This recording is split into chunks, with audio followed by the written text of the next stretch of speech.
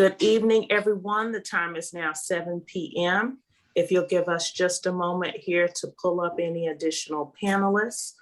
If you are a panelist for tonight's meeting and you are in the attendee section, if you could use the raise hand feature so that we can find you more easily. Give us just a moment to do that and we'll get started shortly.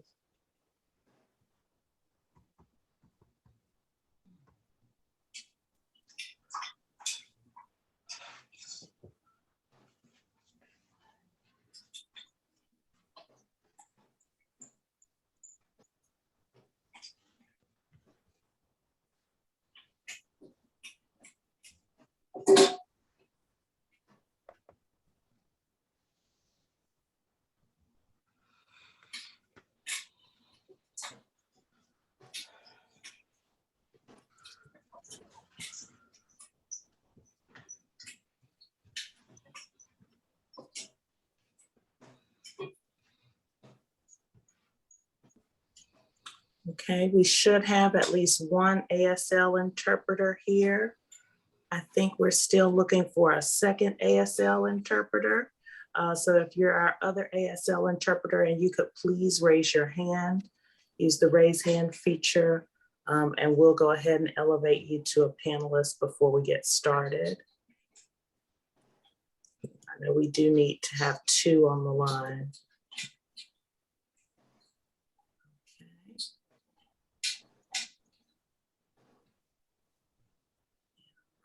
And I'm guessing the other ASL interpreter is Faith Moore.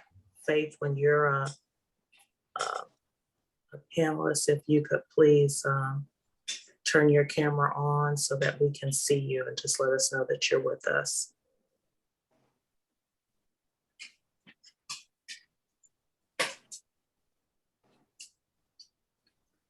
Okay. All right, thank you, great.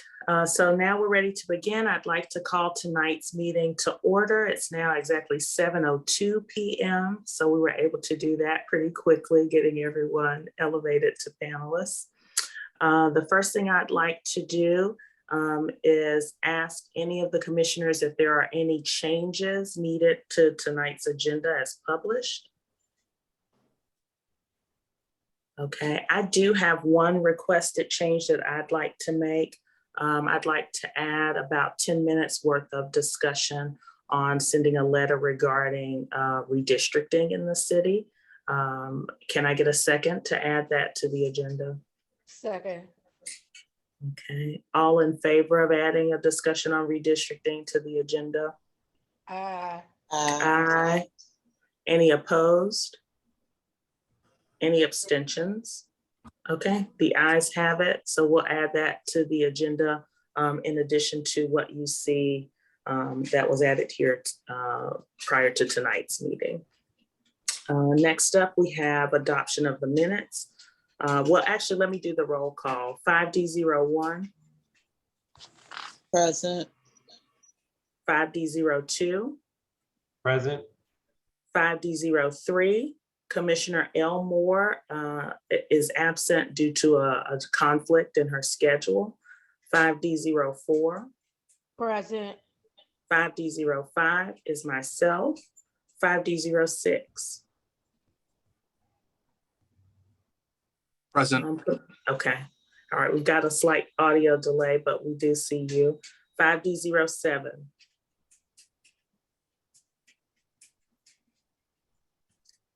Commissioner Cobb, I see your name, but we can't see or hear you.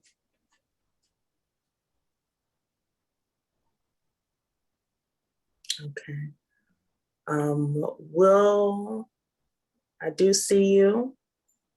We still can't hear you. Present.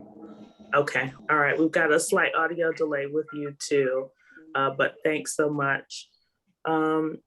So we do have a quorum for tonight's meeting. In addition, we have meeting minutes as posted in advance. Any needed changes from any of the commissioners on the meeting minutes from November?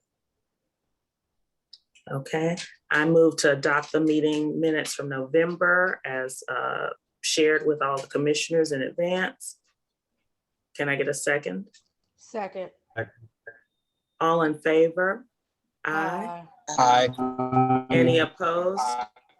Any? Okay, all right, the ayes have it. And the monthly treasurer's report, Commissioner Cobb, if we can hear you, if you'll just give us a brief update on our finances. And just a note to everyone that next month is when we do our quarterly report. So that's when you get kind of more details about what expenditures went where. Thanks, Commissioner. Can everyone hear me? Yes. Yes. Okay. So the treasurer's report, not much movement. We have an opening balance of $65,477.47 and a closing balance of $65,454.38 for total expenditures of $23.09. All right, thank you so much, Commissioner Cobb. We appreciate the update. Next up, we're going to jump right into our public safety report from MPD. And it's my understanding we also have some updates from you, Captain Merrill, in regards to the recent homicide involving a KIPP student. All right. Yes. Good evening, Commissioner. Good evening. I don't know if you guys wanted to go into the update first, but I'll just read the stats and then Yes, we can please. talk to that. Okay. All right. We've had the last 30 days. We've had 2 homicides. Both of them occurred on Mount Olivet. We've had that's up 50% from last month, but that's from 2 to 1. ADWs. We've had 12 of those. Those are assault with a dangerous weapons. That's mostly attributed to domestic violence. We do have an uptick in domestic violence in the area, but we are addressing that. We had 7 robberies. That's down 20% from the month before. 8 burglaries. That's up from 1, but those burglaries are due to, we've had a couple of liquor stores that have been hit, and also the renovated homes. We're still battling that issue. Theft from autos are up 2%. We've had 25 compared to 24 the month before. As far as the updates go, as far as the KIPP student, we do know there was a KIPP student. He was shot like Friday, and then we had a murder, like a block up on 2 days from there. After that is. You froze, Captain. I'm sorry. I'm still moving. Yeah, maybe I'm free. Am I freezing on all of you guys? Sorry if I am. There's the KIPP student. Homicide is still doing a great job. They're making headway with that. I can't really release any more details in reference to that. But our homicide unit, they're starting to form the picture of what happened. So we are making progress with that investigation. Was there anything else specific anyone had? No, but I do want to give folks in the audience an opportunity to ask questions if you have them. So just a reminder for everyone, please use the Q&A function if you have questions rather than the chat box, so we can keep the chat, so we can keep up with the questions. It's hard to keep up in the chat. So from one of our former commissioners, Ryan Linehan in Ivy City, are these homicides connected? No, at this time, we do not believe they're connected, no. Okay. All right, and that's the only question I saw from the, here's another question from Suzette Tom. How is the uptick in domestic violence being addressed? Well, for a while, our domestic violence office, due to COVID, wasn't really up and running, but they're back up and running now. So now we're able to make more personal visits and deal with these situations more hands-on when it comes to domestic violence. When it comes to domestic violence, we like to try and connect people to services, and we like to make sure that we have people that actually go out. If we have a house or a residence that has it's a constant problem, or we get multiple calls there, we like to go out and see if we can figure out what's really going on over there. So we got that office back up and running, so we should see that domestic violence come down. Okay, all right, thank you for that. Another question from a previous commissioner, Clarence Lee asks, what is the status of the second homicide? The one that was across the street from the liquor store. Yeah, Yeah. we're still investigating that. I can't really share anything on that as well, but we're looking, we're making headway. We're making headway. It's starting to kind of clear up for us what's going on. So the detectives there are keeping me informed. They do have some things they're working on, so we're progressing in that one as well. Okay, and then from Skip Keats, I heard that an attack of some kind happened at Maryland Avenue and Bladensburg Road yesterday with the suspects fleeing into Carver Langston. Were they caught, and do you know what happened? I don't know which assault was this. You talking about at Starburst Plaza? We had a couple of those yesterday. I'm not exactly sure which one they're talking about. But Yeah, one I of them, believe so. I believe it's the one from Starburst Plaza. we had an arrest with one of those, but the other one there was no arrest. But one there was an arrest, and the other one we didn't have an arrest. So I'm not exactly sure. But the second one, we know who the person is, so we'll be making an arrest hopefully in that one soon as well. But these individuals are known. They're known. They're known. So there was an arrest. Like I said, we should have another one upcoming. Okay. All right. And then from Aaron French, what are you doing for more community policing? I've asked this for the past 6 years that I've been on these meetings. I saw an officer harass a young man tonight for having his hands in his pocket on a cool evening, and it's disheartening to continue to see this from DC officers. Yeah, that is disheartening. If you see anything like that, and I would please encourage you to contact me. I'll give you, I don't know who, but I give you my cell phone number is 202-407-0582. My name is Captain Merrill, MERRILL. Also, you can email me at Jerome, JEROME.Merrill, MERRILL @dc.gov. I don't take any of that lightly. If you think the police are harassing somebody, please let me know. All right, and then Suzette Tom is asking for the domestic violence officer's contact information. And what I'll ask is if you could type that in the chat box along with your own contact information so that people can easily copy that information down. I'm sorry, Commissioner. She wanted the domestic violence people? Yeah, the domestic violence office. Have you ever heard of OCAP? I can't give you there's a lieutenant and she has people that run it. Then they cooperate with OCAP. So there's no direct. If you had a domestic violence incident and you contacted OCAP, they will put you in touch with these people, but there's no direct to them. The thing is to go through OCAP to get to us. Okay. All right, so then our last public comment / question, also from Aaron French. Why aren't MPD officers at Starburst Plaza regularly, just as a matter of presence? We do the best we can. That's one of our hotspots, so we are there as often as possible. We know that crime there happens often. Anytime I have people available, I put them there. So whenever I have resources, I put them there, but we are aware of it and the officers do visit there frequently. Okay, all right. Well, thank you for that. And just because the KIPP incident was, I think, very disheartening, it's the second one in recent months. We do have 2 representatives from the State Board of Education with us this evening to follow up on some of the things that Captain Merrill shared with us regarding that investigation. So I do see Jacque Patterson on the screen, and I think we also have Zachary Parker with us. Yes, Commissioner, I'm here. Okay, if you want to just begin with your updates. Yes, I'll be very brief and then I'll turn it over to President Parker.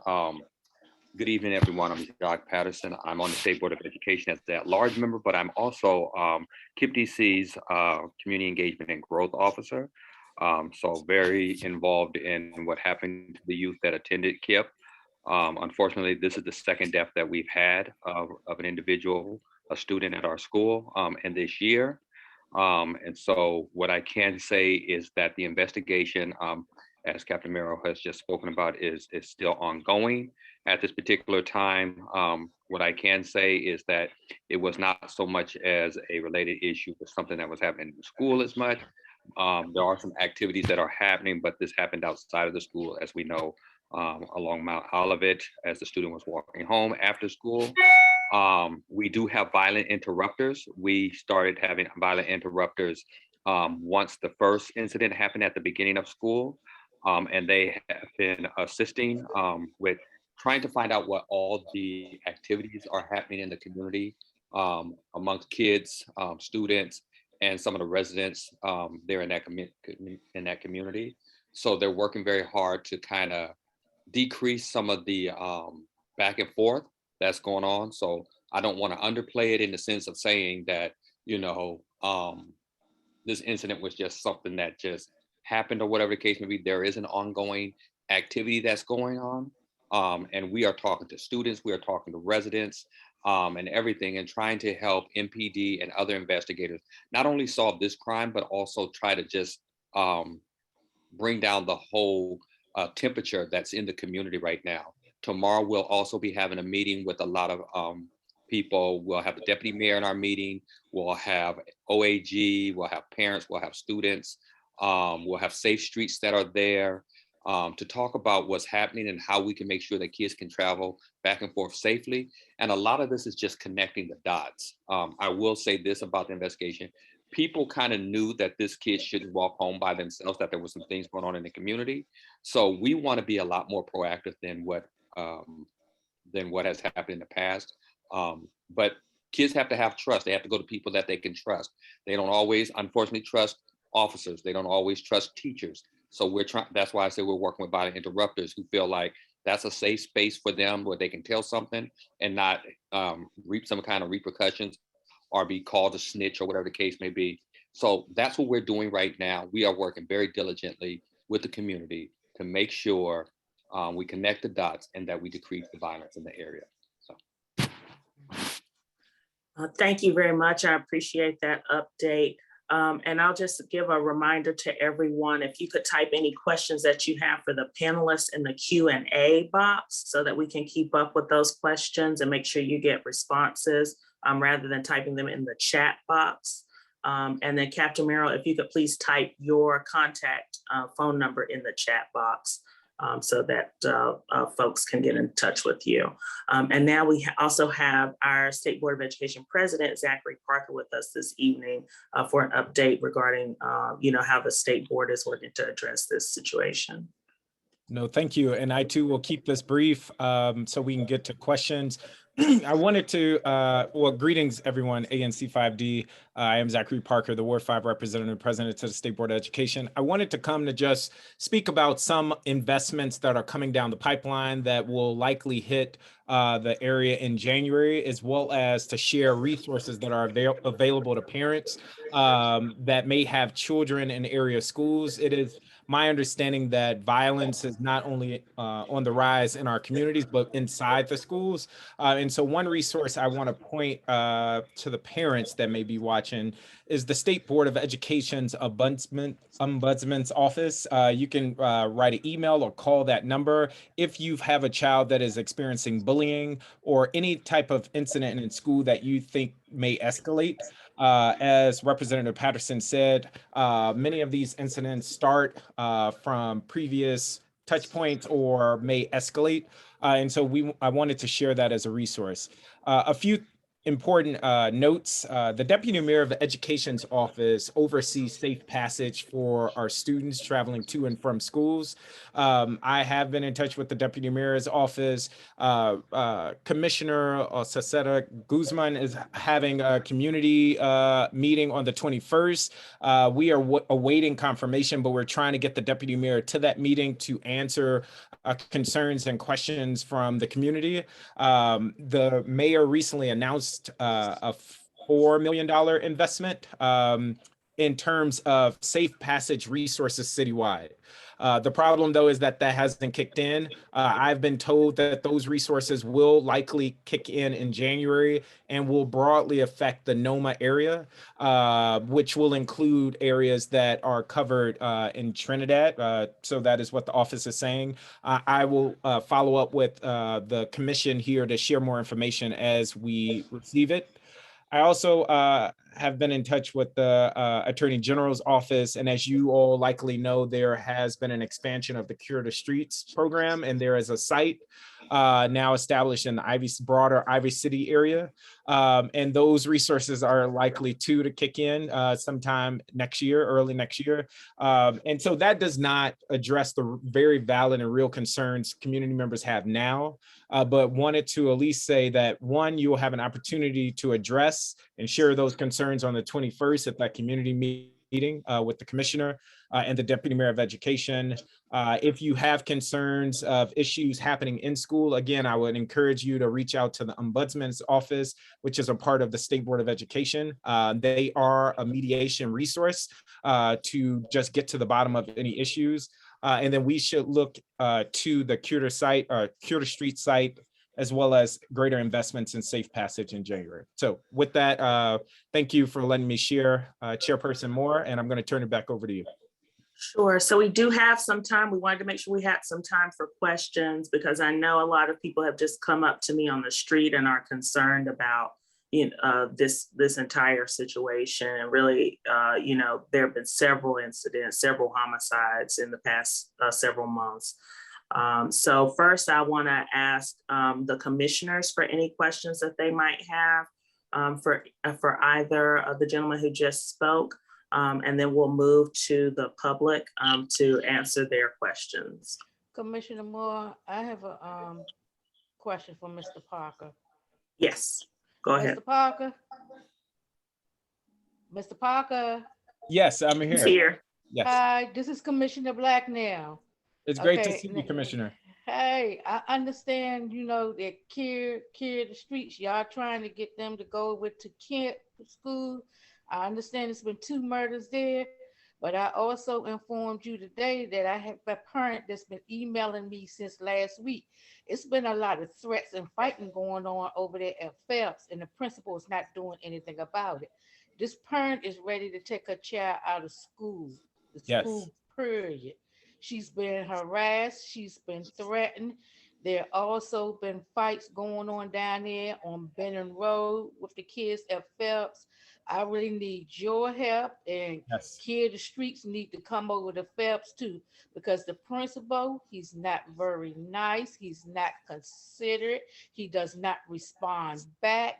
And I hate to get emails from parents saying that they're taking their child out of school, or their child has not been to school in a week because classmates feel that she snitched on somebody else and she's being jumped, threatened, and harassed.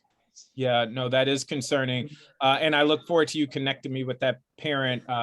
Again, I'm going to drop in the ombudsman's resource. That parent in particular, Commissioner, I will touch base with to just make sure that their concerns are addressed. But again, we shouldn't take these incidents of bullying and fighting inside school lightly, as they often spill out on our streets. I have advocated for more sites to the Attorney General's office, and it is on their radar, and I've been told that they are looking at data points to expand to more sites. And so as I receive more, I will be sure to update you, but I look forward to being in touch with that parent. I sent you an email. Awesome. I sent the email today to you with the parent's name and the video. She sent me 3 separate videos. Thank you for that. I will make sure we get to the bottom of it. I will share both with DCPS, but also our State Board of Education office. Thank you. Just a quick note before we move on, Representative Parker, I think you meant to address your last note to everyone. I think it just went to hosts and panelists so that they can get that contact information. So I want to make sure people get that. Yes, and thank you for that. I'm still mastering Zoom. But this resources, again, is for the State Board of Education's Ombudsman's Office. It's not just for bullying, but if you are having any issue with your school that you're not getting rectified, you can reach out to the office and they will serve as a mediator and get to the bottom of things. Very good. Thank you. And now, Commissioner Rose, I do see your hand is raised. Yes, thanks for coming and giving us that information. To what Commissioner Blacknell was saying, what are there, because if the children are getting bullied, the parents are just, they're having issues as well. And I'm sure they want their children to be able to go to school and be safe, not only outside the school, but inside the school. What are the teachers or the administrators, what are they doing as far as any special assemblies or, counseling sessions? Because not only do the children have to have counseling because of their friend who got shot in the middle of the street, but also just any other issues that they might be, encountering at school. Are you all finding that there are a lot of issues with the fighting and the bullying inside the classroom? Commissioner, was that for me in particular? Yeah, both of y'all can answer, or you or Zachary. It doesn't matter. So in my capacity, I'll go real quick, real first. In my capacity as KIPP's community engagement officer. So yes, there has been counseling. As I stated, there are violent interrupters that are in the school that KIPP employs themselves outside of OAG and everything like that, that we actually have a contract with, that we're trying to mentor both the males and the females there to bring the temperature and the culture of the school down. So we're working directly with them. As I said, there is mental health practitioners that we have employed that are talking to them about some of the trauma that is happening, that is bringing itself into the building. And we're also addressing it with our teachers, because our teachers have had a very hard year this year. And we have teachers that feel like it's basically June to them. They are burned out. And so we're looking at it from both perspectives. We, as I said, we have this community meeting that is going to happen tomorrow. That is for the teachers, that is for the community, that is for the students, so that they can kind of come together and kind of say, what are some of the actions that we're going to take? And also with the with some of the elected officials like the deputy mayor, with the office of OAG, all of those individuals come together, okay, and try to put together a plan and some suggestions, and then make sure that we move forward on that. And then I'm going to be held accountable for that, because as KIPP's representative, I got to make sure that, so I can speak on it from that level. And I'll let President Parker speak on it from like a larger, if he would like to.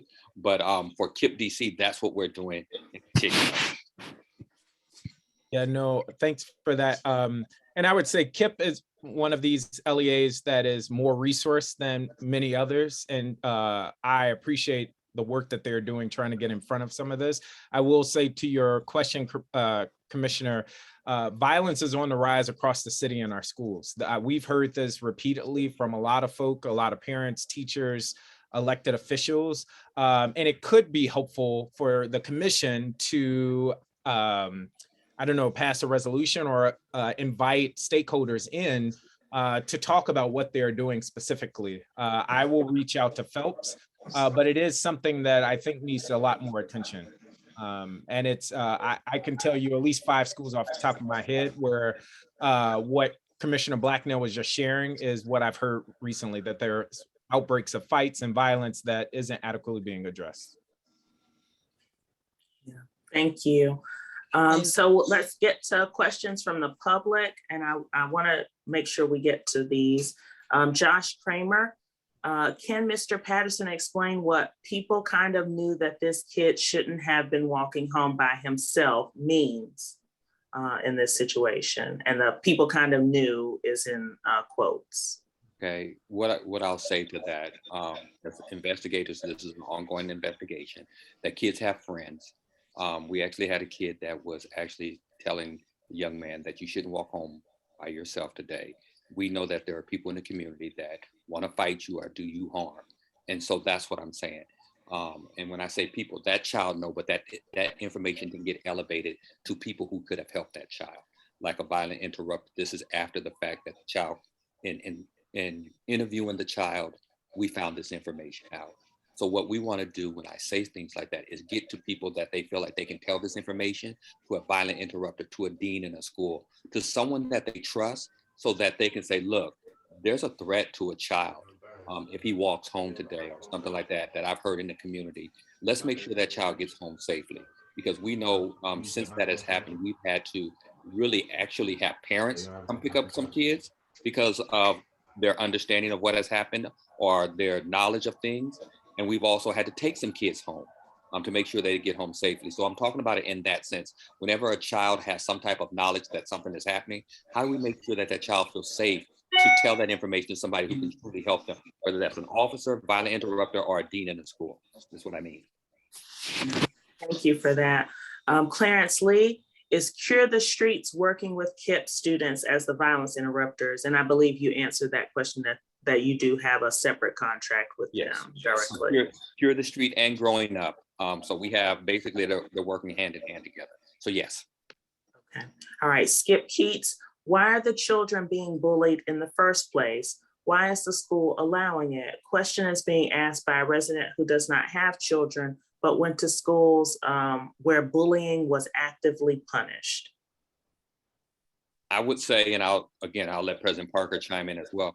This is not an allowable thing. You're talking about children that are coming out of the COVID, kind of being just confined to their houses on internet and social media. That's where a lot of this generates from. And now it comes back into the school. So it's not something that we can't go on people's phones. We're not allowed. They do this out of school time, and then it finds its way back into school when they need. So we're doing as much as we can to be proactive. We're actually about to have a meeting about what the social media look for both parents and students, because we're trying to make sure that parents are being aware of what's happening on their children's phone so that they can also help us to be proactive in this. A lot of this generates from just kids being able to arrange fights, to bully kids over social media. And then that plays out because they're on Instagram, they're on Facebook, they're on the other pages. And then you come to school and you said something during the evening, that turns into a fight. It's just that easy. So yeah, unless we're going to shut down, social media, you're going to see a lot of bullying, and it happens all the time. And can I make a suggestion? I know there are apps that parents can use to shut down their children's social media. To make sure that your child can't download certain apps or, can't do certain activities on their phone. And I would just recommend maybe adding some information regarding those types of resources that some parents might not be aware exist. Desiree, go ahead. No, I was just two quick things. I agree with everything Representative Patterson just said. Back in the day when we went to school, if you were unfortunately bullied, you knew it would end at the end of the day and you can go home. And now it's 24 hours a day because of social media. And let us not underestimate the impact of the pandemic. A lot of what was happening for a year and a half is now boiling up in our schools, which is again why I think we're seeing fighting across the city, not just at KIPP. This is not a KIPP incident. Unfortunately, we had these two incidents happen surrounding KIPP.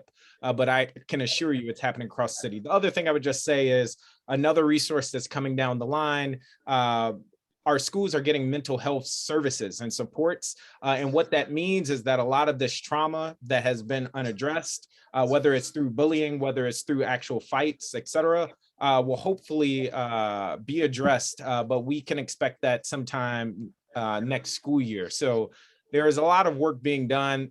Continue to advocate, and it doesn't necessarily address the issues now, but it is something we can look forward to. All right, and then we do have two more questions from the public, and just in the interest of time, we'll stop after those two questions. Desiree Williams, I understand bullying is not required as part of mandated reporting, but how are teachers being supported to report, intervene, or help students?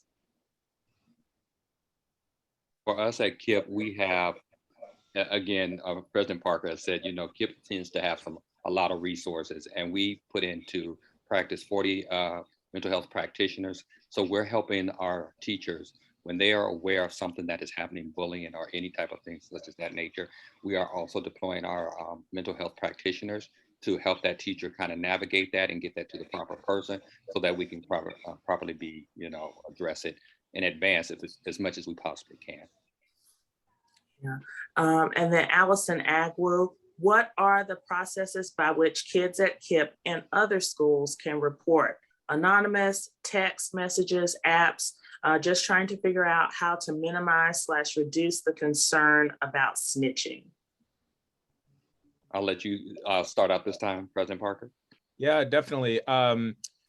As part of the Safe Streets program through the Deputy Mayor's office, there are a number of safe spots throughout the city and in the neighborhood that students can go to. They can reach out to an adult. What I will do, Commissioner Moore, is follow up with what those established sites are, and they are looking to expand them. Again, I will type in the chat one more time, that resource for the ombudsman. I would share that with my student. You as a parent can also reach out if there's something you feel is not being addressed. But I think the priority resource should be the school. If a child is experiencing something, they should notify an adult that they trust in the school that they can get to the bottom of it.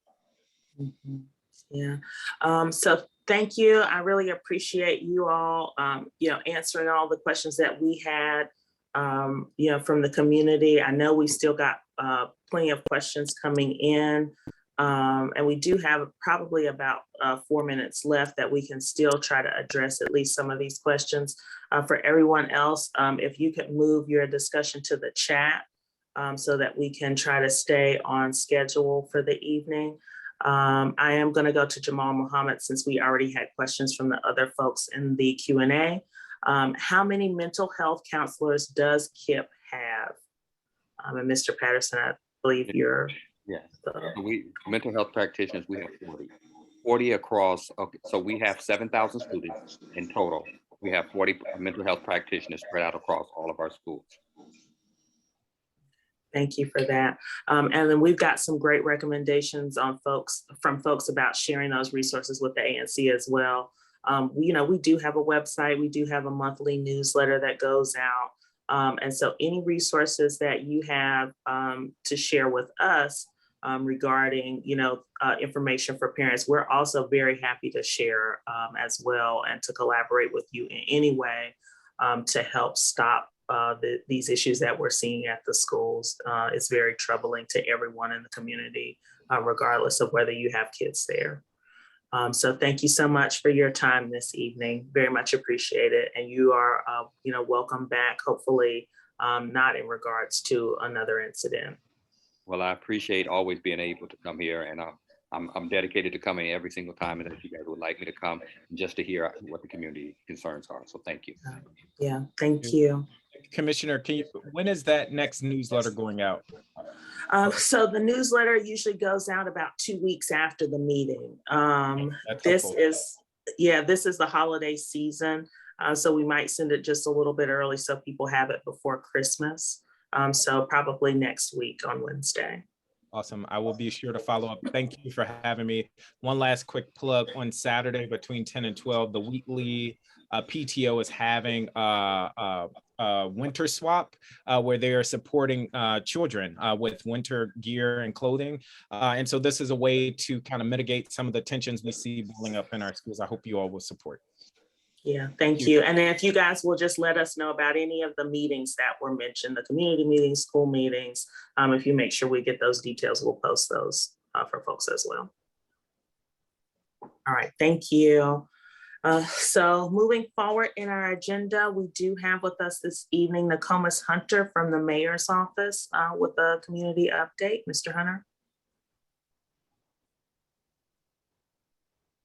Hello, good evening, everybody. I say good morning. Good evening, everybody. My name is Nokomis Hunter. I'm the Ward 5 liaison from the mayor's office. Before I give any update, I would like to take this opportunity to introduce my partner, Christopher Ingram. He's my new partner. Christopher, would you like to begin giving your update? And I can follow behind you.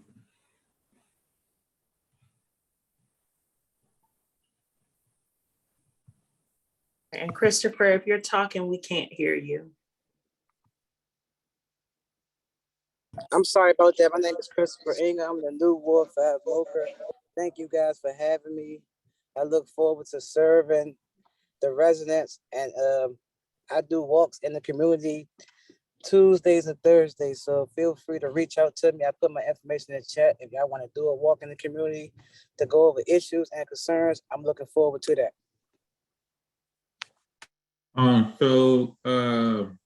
With that said, so I would like to begin with the daily case rate, which is 79% of DC residents are either partially or fully vaccinated. Also, almost 98.5% of DC residents who are 65 and older have been vaccinated. I want to also point out for those that would like to get their children vaccinated, as of the 6th of this month, it was announced that family can make an appointment for an at-home vaccination for their children between 5 and 11 years old. All the people that inside with an at-home that is 5 and older will be able to get vaccinated, included a booster. For those that would like to make that an appointment, at-home appointment, you can feel free to call 1-855-363-0333. There's 4 ways to get vaccinated. One is you can do a walk up to a district operated site listed on vaccinate.dc.gov. 2, you can make it a home vaccination appointment by calling the number that I just provided. Also, you can make an appointment with your healthcare provider, and make an appointment at a pharmacy or any site listed on vaccine.gov. Also, there was 3 sites that have also opening up. So these sites will serve all people that is 5 and older. So one of the 3 sites that was open was Martin Luther King Jr. Memorial Library, which is at 901 G Street Northwest downtown. Patworth Library, 4200 Kansas Avenue Northwest, and Woodsville Library, 1801 Hammond Street Northeast. To move on from that update, I would like to say that I have attended a meeting in Iowa City, what day? I forget, this week, where at the Bethesda Baptist Church, where along with Commissioner Rhodes and Commissioner Salvador, where the community came and expressed their passion about the safety of the community, and the laws on how they can increase the safety in the community. It was actually a good meeting of everybody coming together to share their thoughts, and how everybody come together. So I want to say, any of you guys that have any creative ideas or events or anything that we can that you would like to put together or anything like that, please feel free to call. Like, I would like to bring whatever resources that my office can bring to put the event together. And this will be an event for the community as a whole. Also, the mask mandate is still in effect. So DC Health will continue to advise to make a recommendation on the use of mask for vaccination and unvaccinated individuals. All people, regardless of vaccination status, should wear a mask indoor in public setting. The mask will continue to be required at any private business that want a mask requirement, healthcare facility, public transportation like bus, train, inside of station, and airport, and ride share vehicle, school, child care facilities, and library, congregate facilities such as nursing home, assisted living facilities, shelters, dorm, resident, and correctional facilities, and DC government facilities where there is still a direct interaction between the employees and the public. And I would like to in my update there. Again, my name is Comm. My cell number is 202-251-5049. If any you guys don't have any questions or concerns that you would like to share, feel free to give me a call or shoot me a text. Thank you so much. We appreciate the update. Any comments or questions from the commissioners before we move to any comments or questions from the public? And just a reminder to the public to please put your questions in the Q&A box. We'll start with you, Commissioner Rhodes. Nokomis, can you put that vaccination number in the chat, please? Okay. That's all. That's the only question.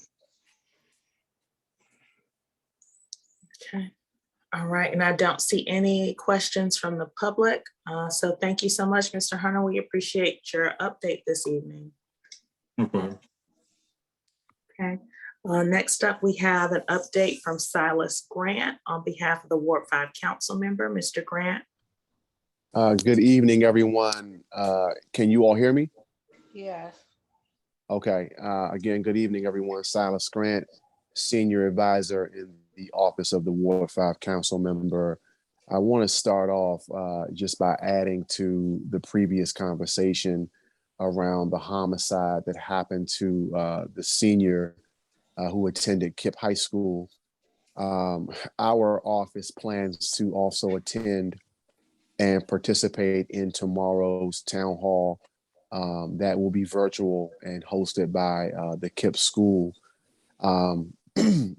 Also, I know there was a lot of discussion in the previous round with the Board of Education representatives about violence interruption.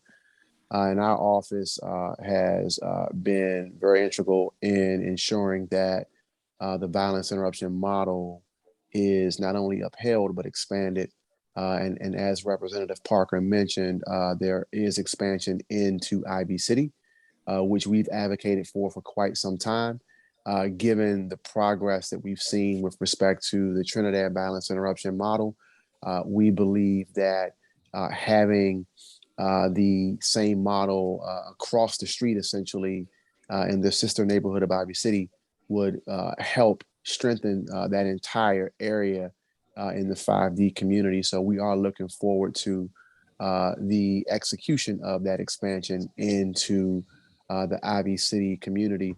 We're also supporting KIPP, MPD, and the violence interrupters with working on strategies to strengthen the safe passage of the children. As we know, there's a lot of construction in that area, so they've got to worry about vehicular traffic, but also worrying about their safety with respect to rivalries and situations that may be happening between students and non-students that live in the area. So we are paying a lot of attention to this matter and giving a lot of effort to provide support to the other agencies that are involved in this effort. Also wanted to speak a bit about redistricting. I do want to thank all of the commissioners for signing on to the effort to maintain the current Ward 5 boundaries. As many of you all know, there was a lot of discussion over the past several weeks, if not months, about the maps in general across the city. And given the guidelines that the council is supposed to adhere to with respect to looking at the redistricting process, Ward 5 fell within the range of population currently where we would not have to make any changes. However, the subcommittee on redistricting presented a final map amendment that would essentially take away the Armed Forces Retirement Home in the 5A area, along with the Washington Hospital Center. At one point, the New York Avenue Playground was also in play, but we were able to get that back. However, we are still pushing so that we can, at the second reading, which is December 21st, be able to obtain enough support from our members of the council throughout the city to be able to support the idea of maintaining our current boundaries. The council member introduced an amendment that would have done that, but it failed because it was a tie vote of 6-6. Some of you may know Councilmember Gray actually suffered from a stroke and was not able to participate in that process. And so now the council member, along with many leaders in the ward, are advocating to some of the members who voted against his amendment to find a way for us to at least identify one member that would change their vote so that we can get to the point where we have at least seven members, including the council member for Ward 5, to support the idea of maintaining the boundaries. And I'll be crystal clear with you. In our opinion, this looks like a land grab, right? We'll just be straightforward about it. Also, I think at this point, there's a lot of speculation about development at the Armed Forces Retirement Home. And let me be very clear, any considerations for redistricting cannot be based on speculation of development in the future. We're only supposed to deal with the population changes that have happened as a result of the census in 2020. And so we are asking for all of you all who have relationships with members of the council to email them, call them, text them. If you see them in person, ask them, why are we making changes to Ward 5 at all? We should not be making changes to Ward 5. And quite frankly, there are other members of the council whose maps have not changed because they didn't need to, who are voting against our will. And so this is very important. We want to remain a vibrant ward. We want to have a hospital in our ward. We love our veterans. We want to have the Armed Forces Retirement Home remain in the ward. And it's just important that as many of you all as possible, if you can advocate on our behalf, please let it be known to all the members of the council that we want to maintain our boundaries. So with that, Chairwoman, I want to be able to give the floor back to you for any questions. Yeah, so I just want to put things very plainly. You know, Ward 3 did not see changes from what I've seen. Ward 4 did not see changes. Ward 5 did not see changes. You know, those wards, and Ward 3 and 4, Ward 5 should also not see changes because we fell within, you know, the legal requirements. And one of the comments at the outset from the redistricting committee was very simply that with everything going on, including COVID, it did not behoove us as a city to make major changes that were not needed. And Ward 6, 7, and 8 were where the majority of changes were needed, yet we're seeing this change in Ward 5.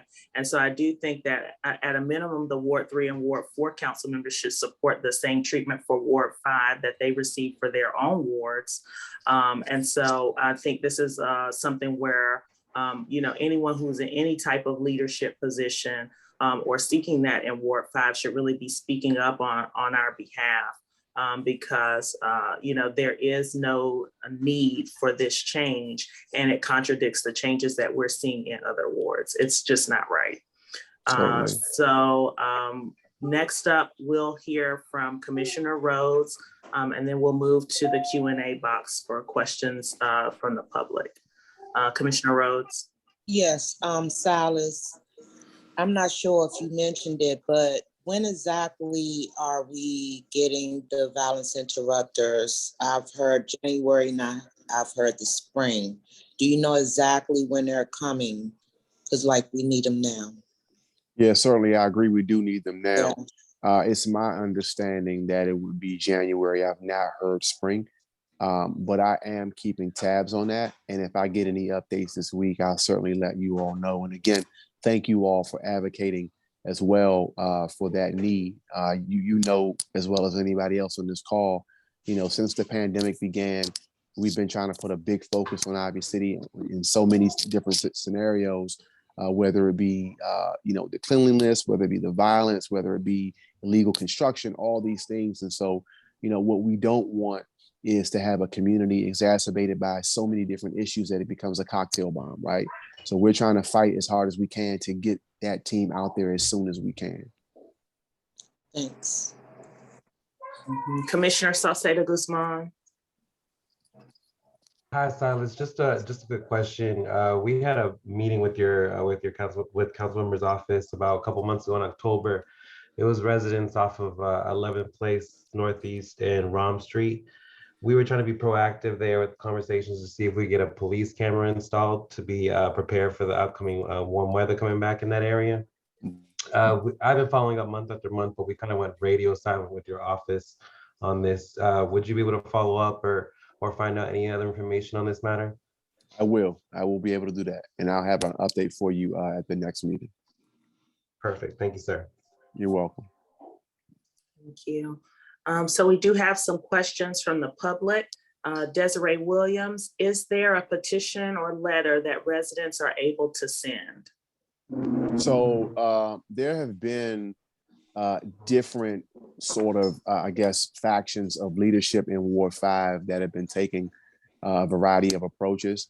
I know that there were some leaders that had a petition, but our mindset was that we wanted individuals to hit the council members via email and via phone, so that it's not just one document that has a long list of names, but that they're continuously seeing those individual emails. And so that's been the approach that we've taken. We wanted individuals to reach out. Now, what we have done is we worked with a number of ANC commissioners, including this entire commission, with 33 members of the ANCs across this ward signed on to a Ward 5 leadership letter that went to the chairman and the other members of the council. So what I would say to Desiree is please email all of the council members, but specifically the chairman, so that he can hear from you as an individual in this particular process. Yeah, and then just for our information, so that people are well informed on this, you did mention earlier that the vote was 6-6. If you could just refresh us as to, I know that Councilmember Gray, had a stroke, but if you could just refresh us as to how the other votes fell.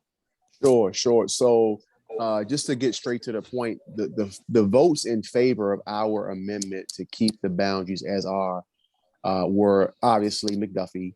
Secondly, Councilwoman Che, Councilmember Robert White, Councilmember Trayon White, Councilmember Anita Bonds, and Chairman Mendelson. So those were, the 6 votes that we had in our favor with respect to that amendment.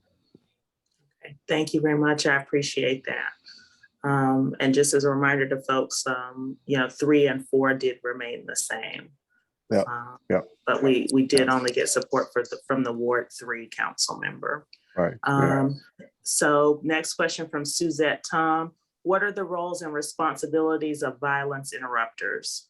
Sure. So just to go back a little bit, the council member back in 2016 passed the NEAR Act, which is the Neighborhood Engagement Achieves Results Act. And so what that act did was it instituted a public health approach to responding to violence.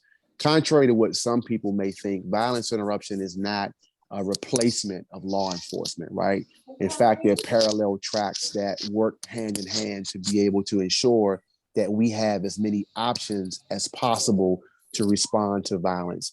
In most instances, Suzette, what we typically see happening is that a number of these violent acts are as a result of rivalries and pre-existing beefs, so to speak, between groups of people.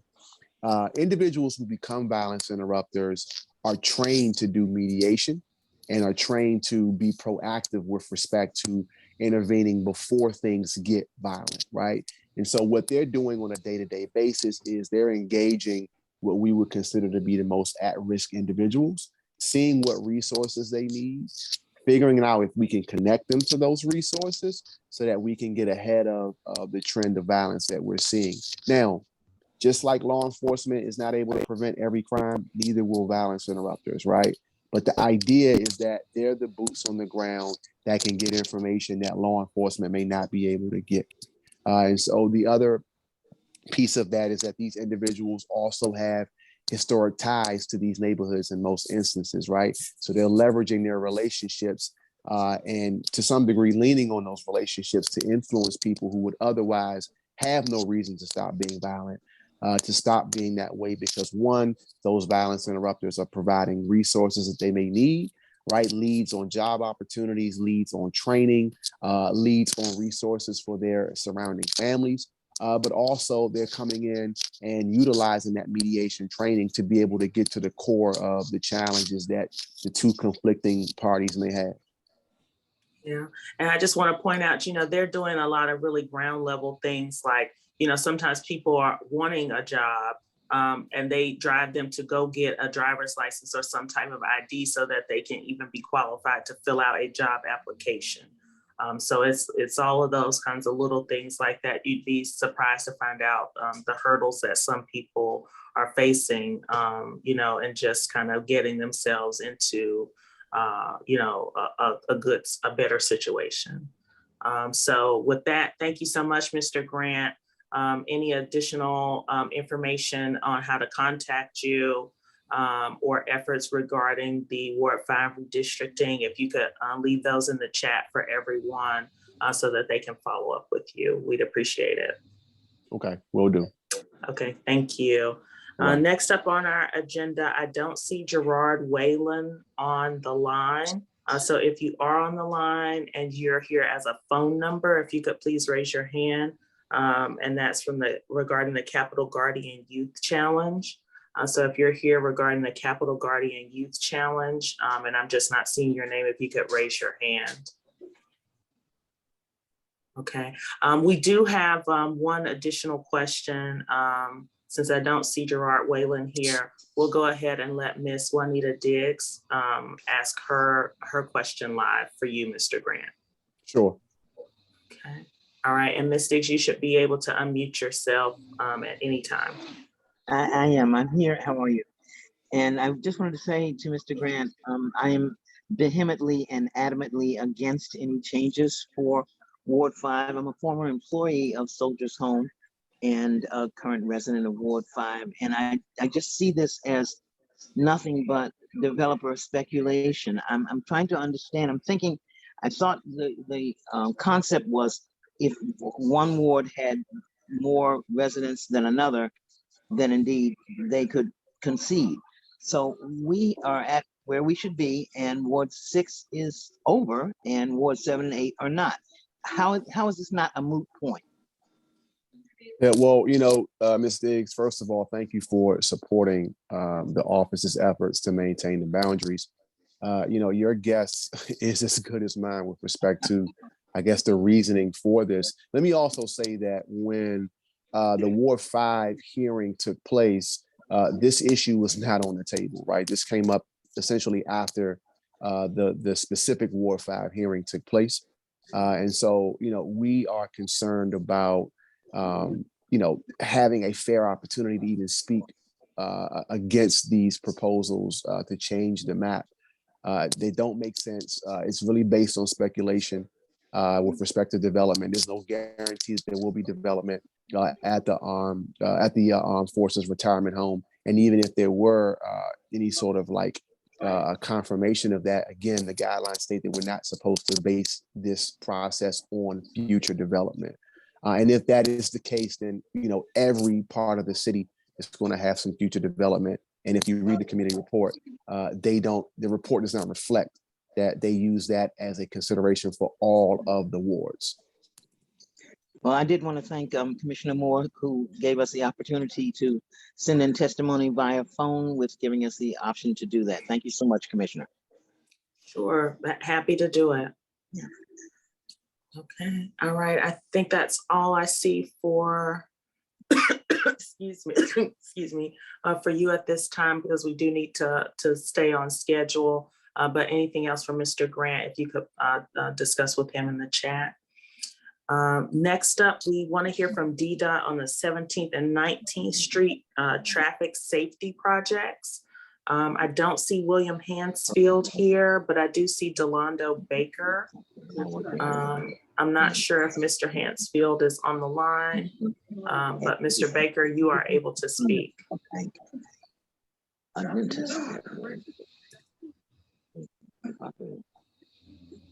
Mr. Baker. All right, and then Ms. Diggs, if we could get you to mute. Thank you. And Mr. Baker, I do see you're here.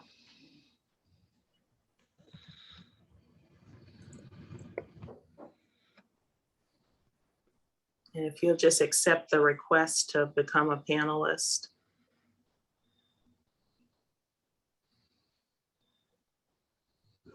Okay. and then you'll be able to speak with us. So Mr. Baker, if you can let us know if DDOT's ready to move forward with their presentation on the safety projects.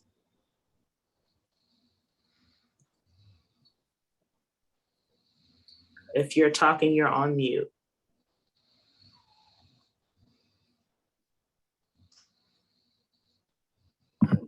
Okay, can you hear me now? Yes. Will is supposed to be doing that presentation. He's actually messaging me here. Let's see what he's saying. Okay. And if he We needs have a the few more presentation, minutes. I believe. Was he supposed to give the presentation, just so I'm clear? Yes. Okay, I do have the presentation. I can ask him if he would like me to share it. It's a bunch of slides pretty much, and we can go over it. Let me see here. Well, I tell you what, this is what I'll do. I'll give you guys a few minutes to prepare and that would just be great. coordinate. He may chime in at that time. So if you can maybe push him down on the itinerary, that would be great. Okay, so we'll do that. We'll go ahead and move forward with Basis DC Public Charter School. And I do believe I saw Alexander Rose-Henig here to present. And then they wanted to do a community introduction. And then we'll come back to you all at DDOT afterward. Hey there. Okay. You guys. All right, the floor is yours. Yes. Thank you, Commissioner Moore, and thank you for letting me come to ANC 5D. I'm not a 5D resident. I'm the head of school at Basis DC, which is a public charter school in Ward 2, but we actually serve a lot of students who live in Ward 5, about 25 or 30 families who live in 5D. So I'm just coming around and saying hi and sharing a little bit about our school. Before I get started, I just want to share my condolences with the community with regards to the incidences that have been happening at KIPP. It's not my intention to come here and talk about how great our school is and to share the program that we offer and in any way downplay the community concerns that have been going on there at KIPP and with that community. So I apologize. That wasn't my intention here today, obviously, to underplay that. Is it possible, Commissioner Moore, for me to share my screen just so I'm able to show a little bit about our school? Absolutely. So I'll go ahead and you'll see request on your screen, and you should be able to share your screen. Okay, now. Thank you so much. I do see that.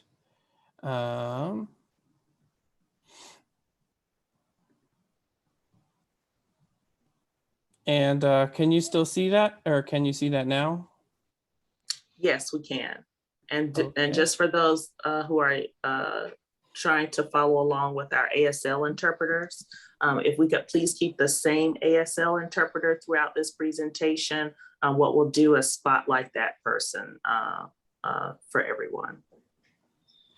Perfect. Thank you so much. And again, thank you, commissioners and 5D for welcoming me here.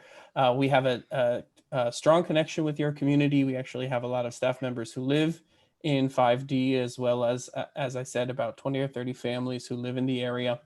I don't live in 5D myself. I live just down the street, down Benning Road, across the river. But I drive through 5D every day on my way to school, and I really appreciate your community and wanted to share a little bit about our school, what we offer, and just make sure that I have a connection with each of the ANCs. Because we're an open enrollment school that takes students from all neighborhoods of all backgrounds, I try and get out to a couple ANC meetings every year where we do have a lot of students enrolled and just say hi and welcome and talk a little bit about our school community. We are the home of the Red Giants, which is a kind of funny mascot. It's a type of star out in outer space. But our students are all stars. They're all big. They're all bombastic. They all shine. And we actually were just recently named one of only 3 national blue ribbon schools for DC and just about 300 nationwide. We serve, like I said, a lot of people in the Ward 5 community. About a third of our school, a little under a third of our school lives in Ward 5. and several in the 5D community. And we really excel at providing a college preparatory education that is pretty close to home, just down the street in Penn Quarter. Our mission is a college preparatory mission. So we aim to empower students to achieve at these globally competitive levels. But put really simply, that just means we aim to get all students, no matter who they are, access to, into, and through the colleges of their dreams. We actually just had several graduates from 5D graduate in our last graduating class, and we were really proud. We're really proud of our graduates for really demonstrating astounding success at that college preparatory experience. Our graduates have earned a total of $24 million across 5 graduating classes in merit-based financial aid. So that's not even including need-based financial aid. That's purely their talents, their skills, their academic merits through our curriculum, really demonstrating to universities that they're college and career ready. We also are very successful across any measure that you can think of.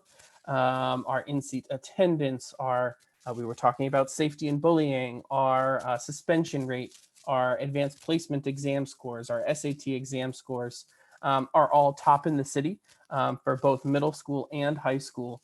And we're very proud to offer that high academic achievement and really safe, supportive, and secure school environment to students of all backgrounds.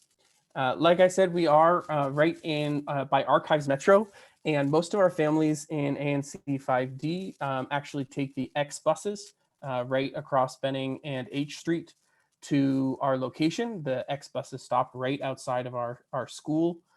Some students do walk a little bit south to the D buses, and of course, some families drop their students off. Or some parents drop their families off. We serve grades 5 through 12, so a large range of students are able to access our school, and we aim to be a school for anybody and everybody. But we're also a school for people who really want an academic challenge. Our curriculum is designed to make sure that students really get that college preparatory experience. Our students take an average of 12 to 15 AP exams and AP classes. And in middle school, they actually take 9 different classes, including things like Taekwondo, PE, art, music, drama, biology, chemistry, physics, robotics, you name it. We provide a really broad set of academic and extracurricular classes. We're also one of the top 10 most diverse schools in the city. And that's something that's really important to us as we really aim to serve the entire DC population. About a little over half of our student population is students of color, and a little over half of our student population, a little under half of our student population is white students. And we're really proud of the fact that we work really hard to build an environment where students learn, interact, engage with each other across different zip codes, neighborhoods, wards, and backgrounds. And that diversity and equity is important to us, not just to bring students in from diverse backgrounds into our school, but to create a home for students of all backgrounds in our school. We have students with special education, students with who are English language learners, students who maybe they're the first ones in their family to head off to college. And they all have teachers and staff members in our school who are reflective of their needs, their backgrounds, and their experiences. At Basis, the academic content is a little bit different from a traditional public school. We are a public school, public charter school, but we don't follow the Common Core standard. So in high school, we have a really unique 12th grade experience where students are taking college counseling full time. So 50 minutes every day, they're meeting with their college counselor, getting help with letters of recommendation, working on financial aid applications, working on their personal essays, identifying the colleges that are right for them, identifying the colleges of their dreams. And in the high school years, they're taking those advanced placement AP exams as early as 9th grade. To support them in that advanced coursework in the early grades, grades 5 through 7, students really focus on fact and skill-based learning. So instead of Common Core, which is very focused on integrations across curricular content, we really believe in the power of students understanding the basics, how to write a good sentence before you learn how to write a good paragraph, how to write a beautiful paragraph before you write a beautiful essay. And of course, while those academics are challenging, we also offer some truly amazing extracurricular and elective classes. Anything that you can imagine is something that we've offered at our school. I could go on and on and on, but some really big highlights are our dance team, our athletic teams. We're actually charter league, either champions or runners up in track, cross country, boys and girls, middle school and high school basketball this season, as well as flag football. Our academic teams are also really strong. We have Model UN, we have speech, we have debate, we have chess, all of whom are, again, either DC state champions or have gone off to nationals. So a really just engaging, fun school. I just wanted to stop by and share a little bit about BASIS, about what we offer as you answer questions in the community about, if you interact with families who are current BASIS families and you're like, I've never heard of this school, you guys aren't in Ward 5. I do try and come around to the different wards over the course of the year and stop by and introduce BASIS and what we offer. So I can't see any of the questions, so I'm going to stop sharing, and I'll also put my email in the chat. But I just wanted to stop by and say hi and share a little bit about our school and answer any questions that you guys might have. Okay, all right. I don't see any questions in the chat box. I do see we have a neighbor with his hand raised. Before we go to the neighbor, do we have questions from any of the commissioners? Okay, all right. Mr. French, you are able to unmute yourself. Hi, yes, thank you, Commissioner. Mr. Rose-Henig, I'm actually quite aware of BASIS as somebody who worked in an education nonprofit for several years. You guys were in quite a bit of hot water. I think it was in the early to mid 2010s for essentially your practices for not providing special services to children that need them.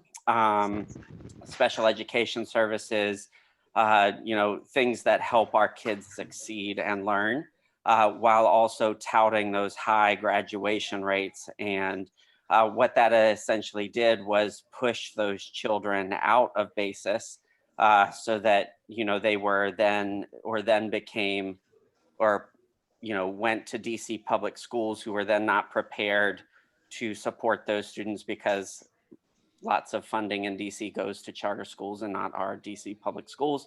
And so I am curious to hear from you what you have done since then. I have to say I'm a little surprised at the pictures you shared, because I would say 4 out of the 5 are majority white students in those pictures that you shared. And so it doesn't speak to the diversity, I think, of Ward 5, number one. It certainly doesn't speak to the diversity of ANC 5D. And I'm curious to hear how you have come back from that criticism and what you're doing to mitigate it in the future. Yeah, thank you for the great question. I think it's definitely important to engage. I'm going to steer clear of the argument regarding charters versus public school funding and all of that. I just don't think that's my place here on this call to speak too deeply into that. It's certainly a meaningful debate that's worth having, and one that I'm always happy to engage in, just though maybe not here as a representative of BASIS. In terms of special education support services for students, it's actually a big, robust part of our school.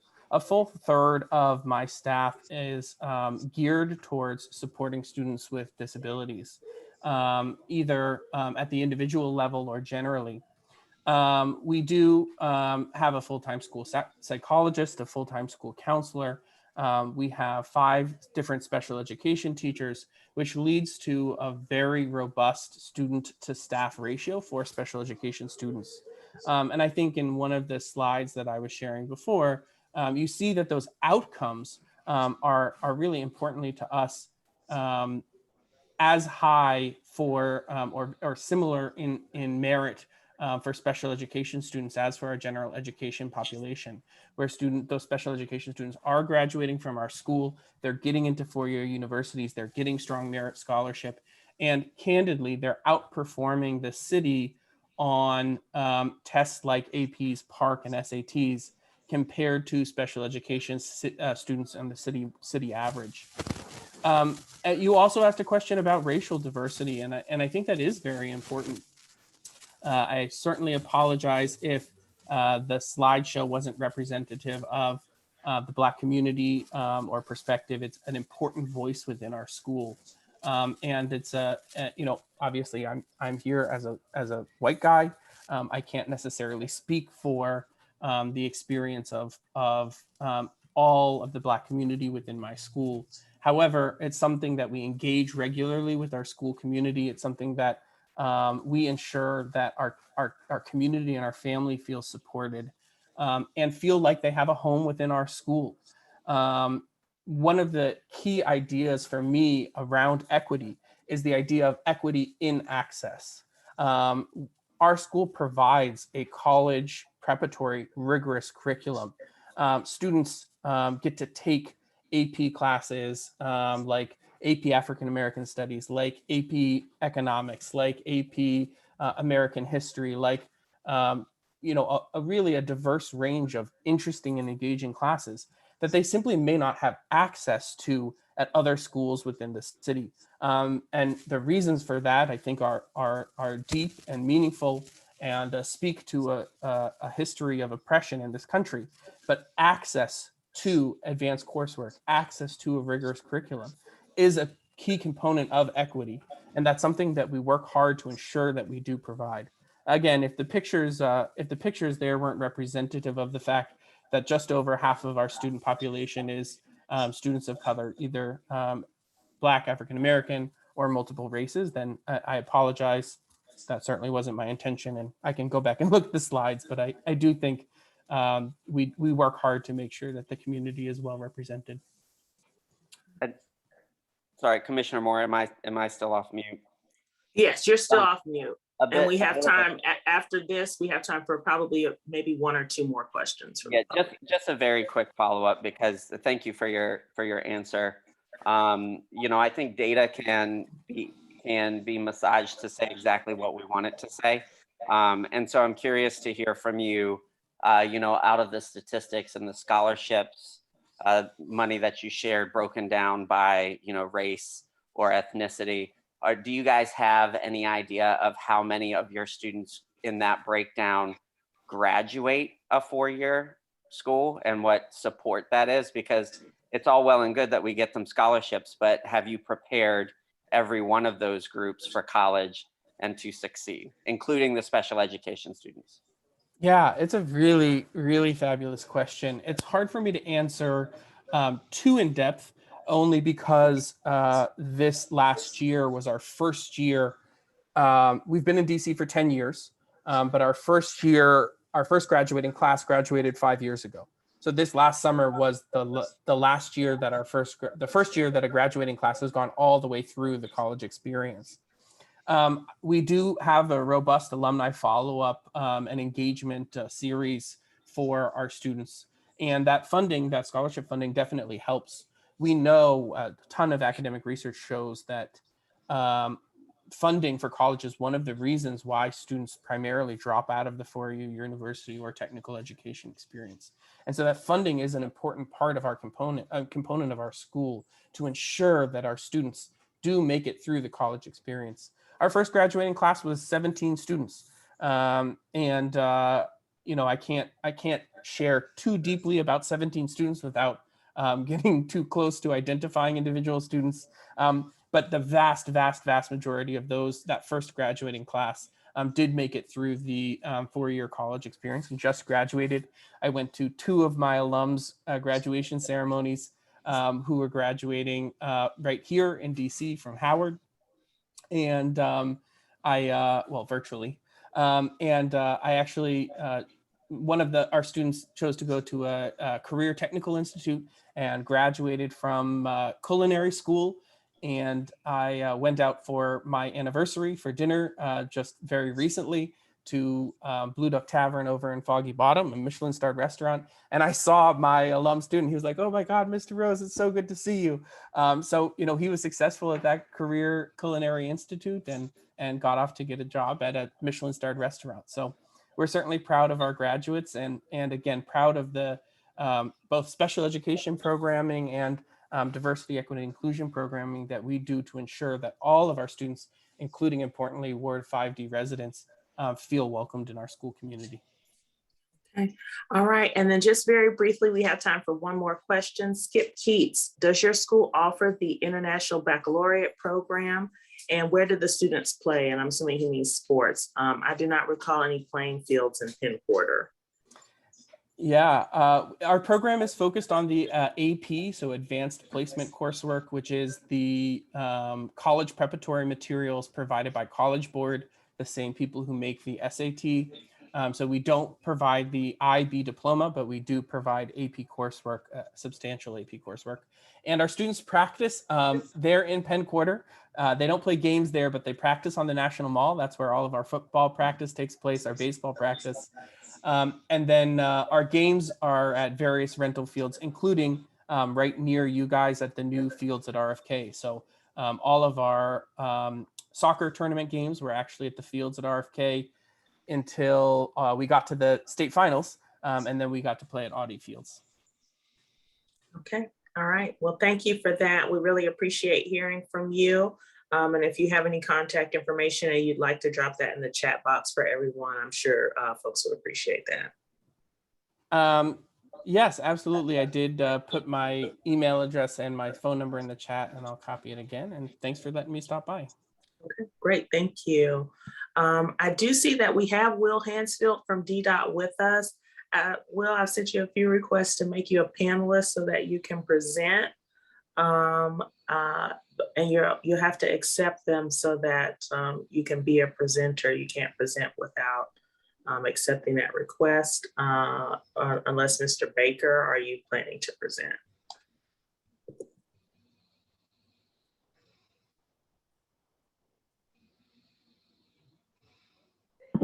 Can you hear me? Yes. What should be on here? He just waved his hand or something. Yeah, sorry, it just takes a second to click through all the, the accept, and they transfer you over. So I'm on now. Thank you for having me. My name is Will Handsfield. I'm a transportation planner at DDOT. I specialize in bicycle infrastructure, but also sort of corridor long projects where we change the road dimensions, usually within the existing curb to curb dimensions. So we avoid the sort of heavy construction where the road is dug up. Mostly the types of projects that we work on with my team are changing the markings on top of the road and installing some equipment to protect cyclists or divide the roadway in different ways. And so we have what I think is a pretty exciting project on 17th Street. I'm gonna share my screen here. Let's bring up the presentation. And I'll get into talking about it. Sorry, I'm not quite on the first slide, but here we are. Okay. So these are outside the your ANC. They're just to the south, but I briefed your transportation committee on December 9th. Sorry, I didn't change the date for tonight. But I just want to run through what is going on and what you can expect and tell you about some other related projects that either I'm going to be working on or my colleagues are going to be working on. So we are looking at both 17th and 19th Street, revising them. I know they were recently the subject of a more capital intensive project with where it did dig up the street quite a bit. The results have been not what we had hoped, and I think not what the community had hoped in terms of reducing crashes. So right now we're looking at, we're doing some concept planning, and we'll do traffic study. We're at this stage right now where we're coming up with a sort of what can we do on these two roadways, in particular to add real bike infrastructure to both of them, to make the roads safer and to reduce crashes and really eliminate crashes is our goal. The big picture of what we're working on is building a bike network in the city. There are a lot of benefits. I won't go through every single one of them, but they're fairly significant, and we're now seeing a lot of people are adopting bicycling as or scooters, right? Scooters are encapsulated by this whole network. E-bikes, there's a couple other devices that a couple years ago defied belief to see, like one-wheeled skateboard type things, but they're using this infrastructure now. There's deliveries happening in it. We start with our 2005 bicycle master plan. We actually met all of the goals for number of trips by bicycle. We're now much more focused on these sustainable DC goals. Transportation is the largest sector of our CO2 emissions.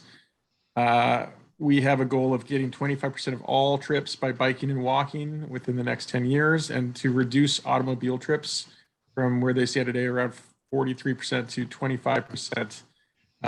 We also have Vision Zero goals, so 0 traffic fatalities. Not one is acceptable. I know we have a long ways to go, but we're trying through these types of street safety projects to get there.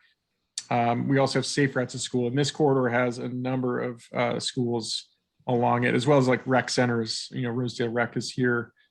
This is a planner faux pas. I had to orient this map so that north is to the right, but you can see Benning Road is on the right hand of the screen, and then Barney Circle is on the left hand side of the screen. But this is all the crashes along both 17th and 19th, and so that's a lot for a street that's going through neighborhood like the one it goes through. And there's kind of a hotspot analysis. We also have a lot on Benning, as you can see. In terms of CO2, so you know, this is that climate slide, right? Where very down at the bottom here, this is where internal combustion cars rank on CO2 emissions. Electric cars are a little bit better, but really where it gets excellent is in biking, walking, transit. Those are very low CO2 modes of transportation. Kind of the big, you know, main political issue that we're working with is that what is scientifically necessary right now to address global climate change is beyond what's sort of politically possible. We're trying to change that here in the district and make it so that we're doing the right things so that we can lead the nation really in a climate response that also leads to high quality life and comfortable environment and safer environment for everybody. I think we can do all those things. Right now, our bike network is, you know, sort of catering to you know, more like a commuter user, but what we're trying to get to is so that parent and child can use the network. I know recently I think it was in ANC 70, there was kind of a high profile bicycle crash on Gales and 21st. Again, so people are riding with their children. Is it safe enough? I don't think it is yet. We're trying to make strides on that. And this is part of our effort. So this is MoveDC 2013. You can see were not conceived of as bike corridors, but our update for 2021 did in fact look at those and say, yep, this is an important area for connecting our bike network. On the south side, it links to the Anacostia River Trail at 17th right here. And this is essentially one of those peripheral streets at the edge of where the city is, right? So connecting that into the larger network is very important. And then on 17th, this is kind of where there's more to come for ANC 5D. You can see that's Benning Road. So north of here on 17th Street is also conceived of as part of the bike network, and then on Mount Olivet as well. And so my colleagues in traffic safety are looking at doing sort of an overall safety program on your portion of 17th Street, as well as we call a road diet, where we reduce the number of lanes and use that space for other safety implementations, because there are a lot of crashes on your portion as well. Just to make reference to another project that's going on, this is the C Street project that goes north-south. It covers about 9 or 10 blocks of C Street and then some blocks of North Carolina. 17th and 19th will intersect with that. And then this is kind of the new level of quality with our capital projects, where we're really digging up the road, changing all the drainage. You get these really wide protected bicycle facilities that are very separated from traffic. So this is going to be like our best in class, and we're trying to do that in more places. And just, you know, you guys know where C Street is, but it connects on the east side to the RFK Fields, and it goes past Elliott Hine Middle, and it's quite close to Eastern High School. So we're trying to connect schools with, the type of infrastructure could allow, especially like middle school students, to ride by themselves safely, give their parents the confidence that they can do that. So this is the kind of projects that I work on typically, where we leave the curbs essentially where they are, but we use equipment and markings to develop safe space for bicycling, and oftentimes it's reducing space for cars, usually with either a travel lane or a parking lane. In this case, we're looking at primarily a travel lane on both 17th and 19th. We're looking at these corridors for all these reasons. I'm not going to read through them. I know time is short, so I'll just pick up a couple high notes, but we still have a lot of crashes. We get a lot of transportation safety inspection requests. And there are these high schools and middle schools and community centers along the way that we want to make absolutely safe to cross the street at all times to get to them, and to go along the corridor. We've kind of divided up the northern section on both 17th and 19th. We're going to try to do a protected bike lane. I think I should have adjusted this.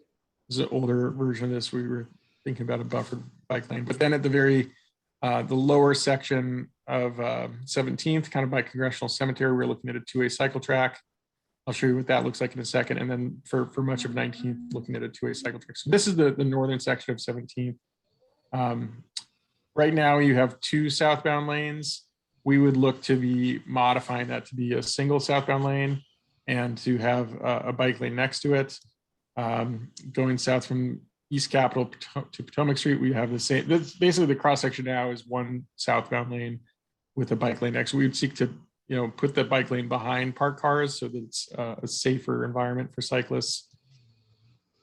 Along the cemetery, I mentioned a cycle track. This is a two-way side-by-side bicycling facility, so we'd look to put that on the west side, or sorry, the east side of the road, adjacent to the cemetery. Congressional has a really good sense of humor, so I get to make jokes about it too. But the nice thing about using the west side is the adjacent residents are all dead, so they do not need to have parking in general. But that's the way we'd look at that facility. And this is the connection to the Anacostia River Trail at Barney Circle. So that's one of those places that really a lot of cyclists are sort of seeking to go to, and it's essentially a collection point for a lot more cyclists from the greater area to come to. On 19th, coming up to Benning, this is a slightly older version. I think what we were asked to do by ANC 6A and 6B was to find a way to protect the bike lane, probably put it behind the parked cars, or alternatively to put it behind some sort of barrier and put it in the curbside. So we're looking at that right now. We are also the section between East Capitol and C Street going to have that two-way track pattern. So this is alongside the school. A couple of the really interesting safety features that would be possible here. Right now we have two, and sometimes, if it's rush hour, 3 lanes of moving traffic, and we have these uncontrolled crosswalks right there by Eastern High School and Elliott Hine. And so by reducing the amount of space for cars, you would be able to just a much safer crosswalk where you're not crossing multiple lanes at one time. You'd be crossing a single lane. That's just a much safer way to orient crosswalks. And the same is true up here. There's a couple marked but unsignalized crosswalks without any sort of stop controls either. So we'd seek to do that along this section. This is the new, Reservation 13 adjacent section. So it runs between East Capitol and Potomac Street. So that's what we're looking at. We're also going to do just a crossover between the two facilities down here at Potomac Avenue. Similar pattern, right? That keep a two-way cycle track on the south side of the road, mostly along the cemetery. There are an astonishing number of crashes on this small 2-block corridor, and it's I think I know why. It's because it gets into this two lanes in one direction pattern that then goes around the curve at 19th Street. And when I was looking at the crash, I was simply floored by how many were at this one short segment of roadway. So that tells us that really the existing pattern is not acceptable, and we really need to make some significant changes to get those crashes down. The main trade-offs that we're looking at because we will need to have longer setbacks from alleys and from cross streets. There is a little bit of a parking trade-off when you put a bike lane behind parked cars versus next to curbside parked cars. So we're talking about the trade-offs involved in that, comfort level of setbacks. Big picture, this does satisfy a lot of our overall citywide goals of bike lane networks. It'll set up ANC 5D to connect with this future road diet, which I can talk a little bit about. And I really try to center the ANCs in a lot of the work that we do, and just really understand what DDOT can do better. Because I don't want to be an apologist, but historically, like the transportation agencies, they were set up to build roadway networks, but probably starting in like the 70s, 80s, 90s, the job writ large was reduce congestion. And so they spent enormous amount of money, enormous amount of impact on communities trying to reduce congestion, which generally weren't very successful at reducing congestion, because the more you free up some space, it just gets taken over by new drivers. So the mission now is really just to make safety our first priority. And what that means to me is that we don't even have a conversation about congestion or how many cars are getting through until we're satisfied that we have created a roadway that is not crash prone and is going to reduce dramatically the number of crashes that are possible. It also, there are other parts of it that aren't wholly in DDOT's wheelhouse. Enforcement, licensure, registrations, those things come into it. And, there's a lot of good people working on those things as well.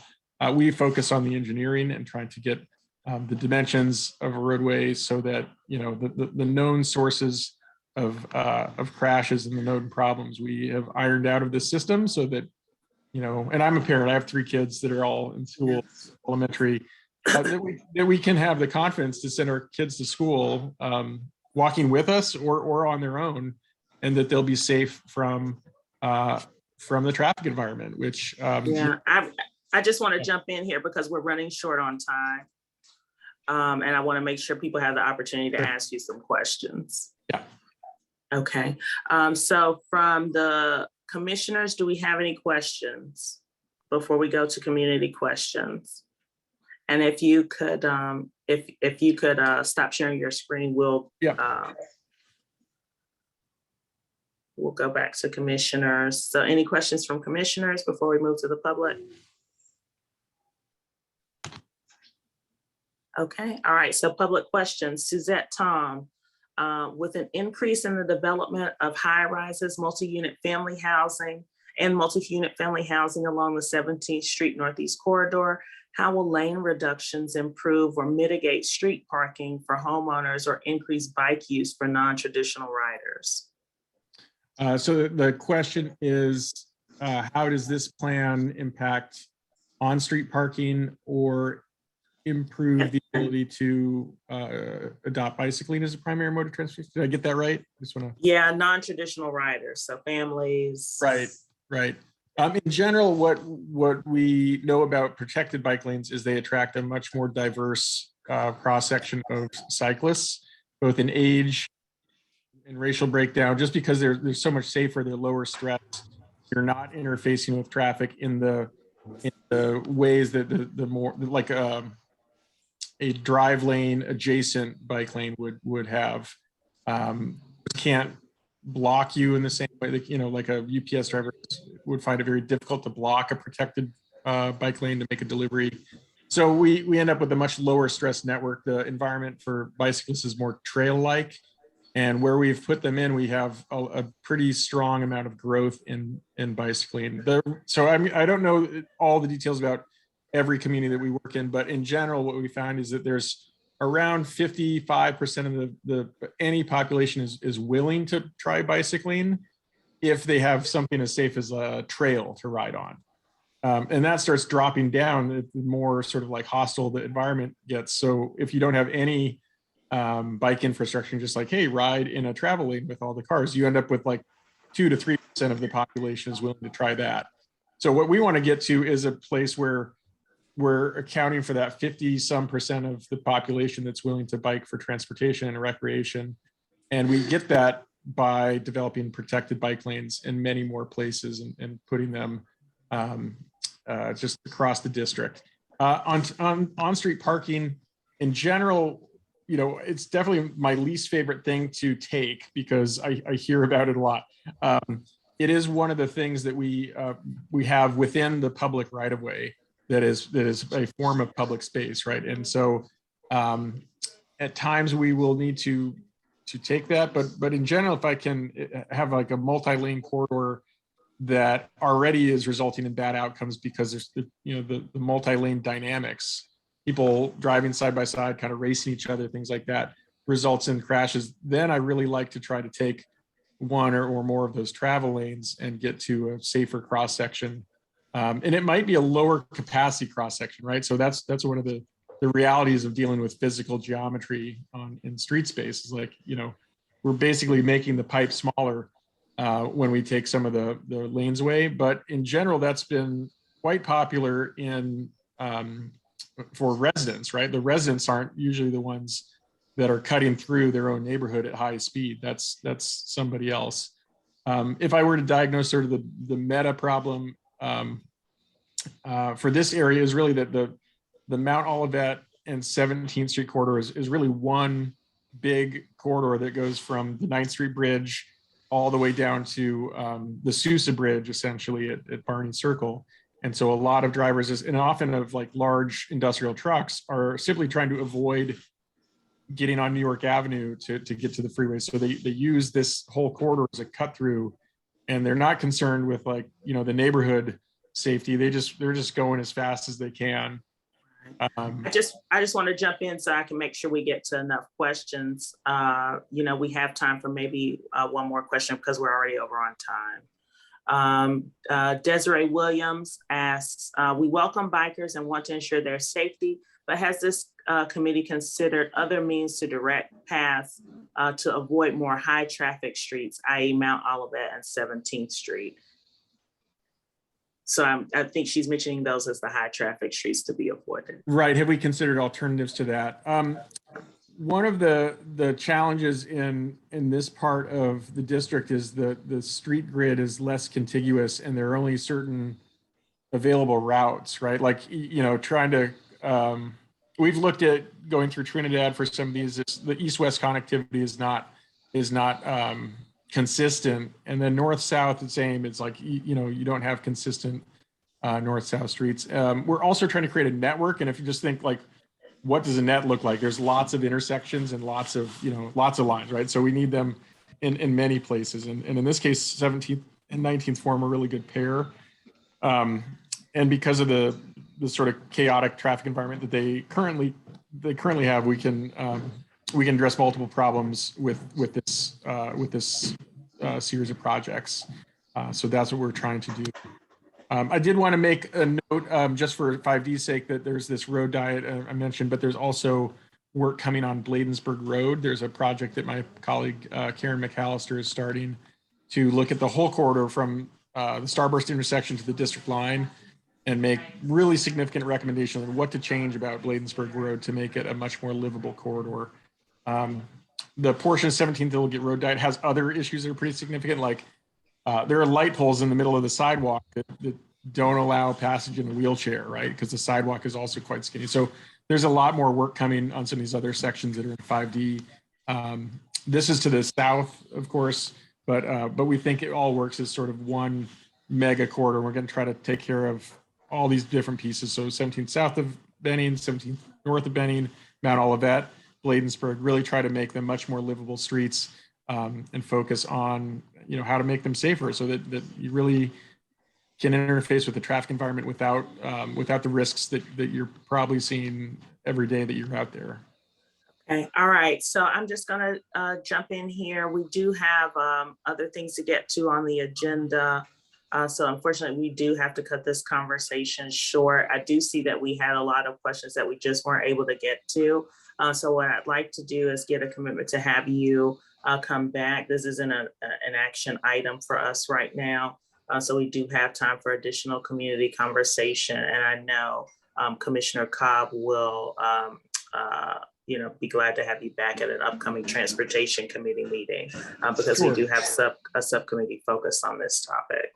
Sure, happy to. Okay, all Well, right. thank you for having me. Thank you for that. We appreciate the presentation. And just for the community members, we will follow up and make sure that there are opportunities to ask more questions and have additional discussion. We just don't have time for that because we're behind schedule tonight. We don't want to lose our interpreters. So next up on our agenda, we do have on the consent calendar requests to change out Transportation Committee members representing 5D05. The way the consent calendar works is that if anyone objects to an item being on the consent calendar, then we can simply move that item as a regular voting action. So I move to accept the consent calendar as presented. Can I get a second? Second. All in favor? Aye. Any opposed? All right, the ayes have it. So we'll move forward to voting actions. Next up, we have AT&T on the cellular antenna proposal for the field near Spingarn. If you could just give us an update on what you've done since our last meeting to address some of the requests we made.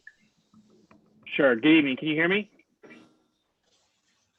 Yes, we can hear you. Okay, great. Is it okay if I share my screen quickly? Yes. Let me give you the Bosco. If you could give, I believe he's listed on screen. Yes. Thank you. Does that work? Yes. Okay. And then if we could also, Bosco, highlight the ASL interpreter. If we could spotlight them.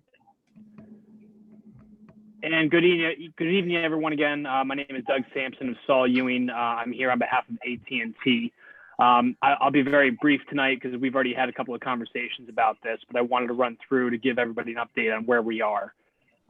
Again, this is what we call a drop and swap. This is a telecommunications antenna that is intended to replace an existing light pole at Spingarn High School.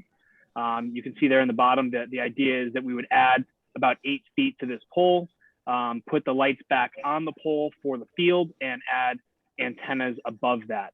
I would add improved wireless services to a vastly underserved area in Washington, D.C. What we really saw during the pandemic is people who did not have adequate access to wireless and broadband really suffered and weren't able to keep up with work, with school, with worship, with doctor's visits.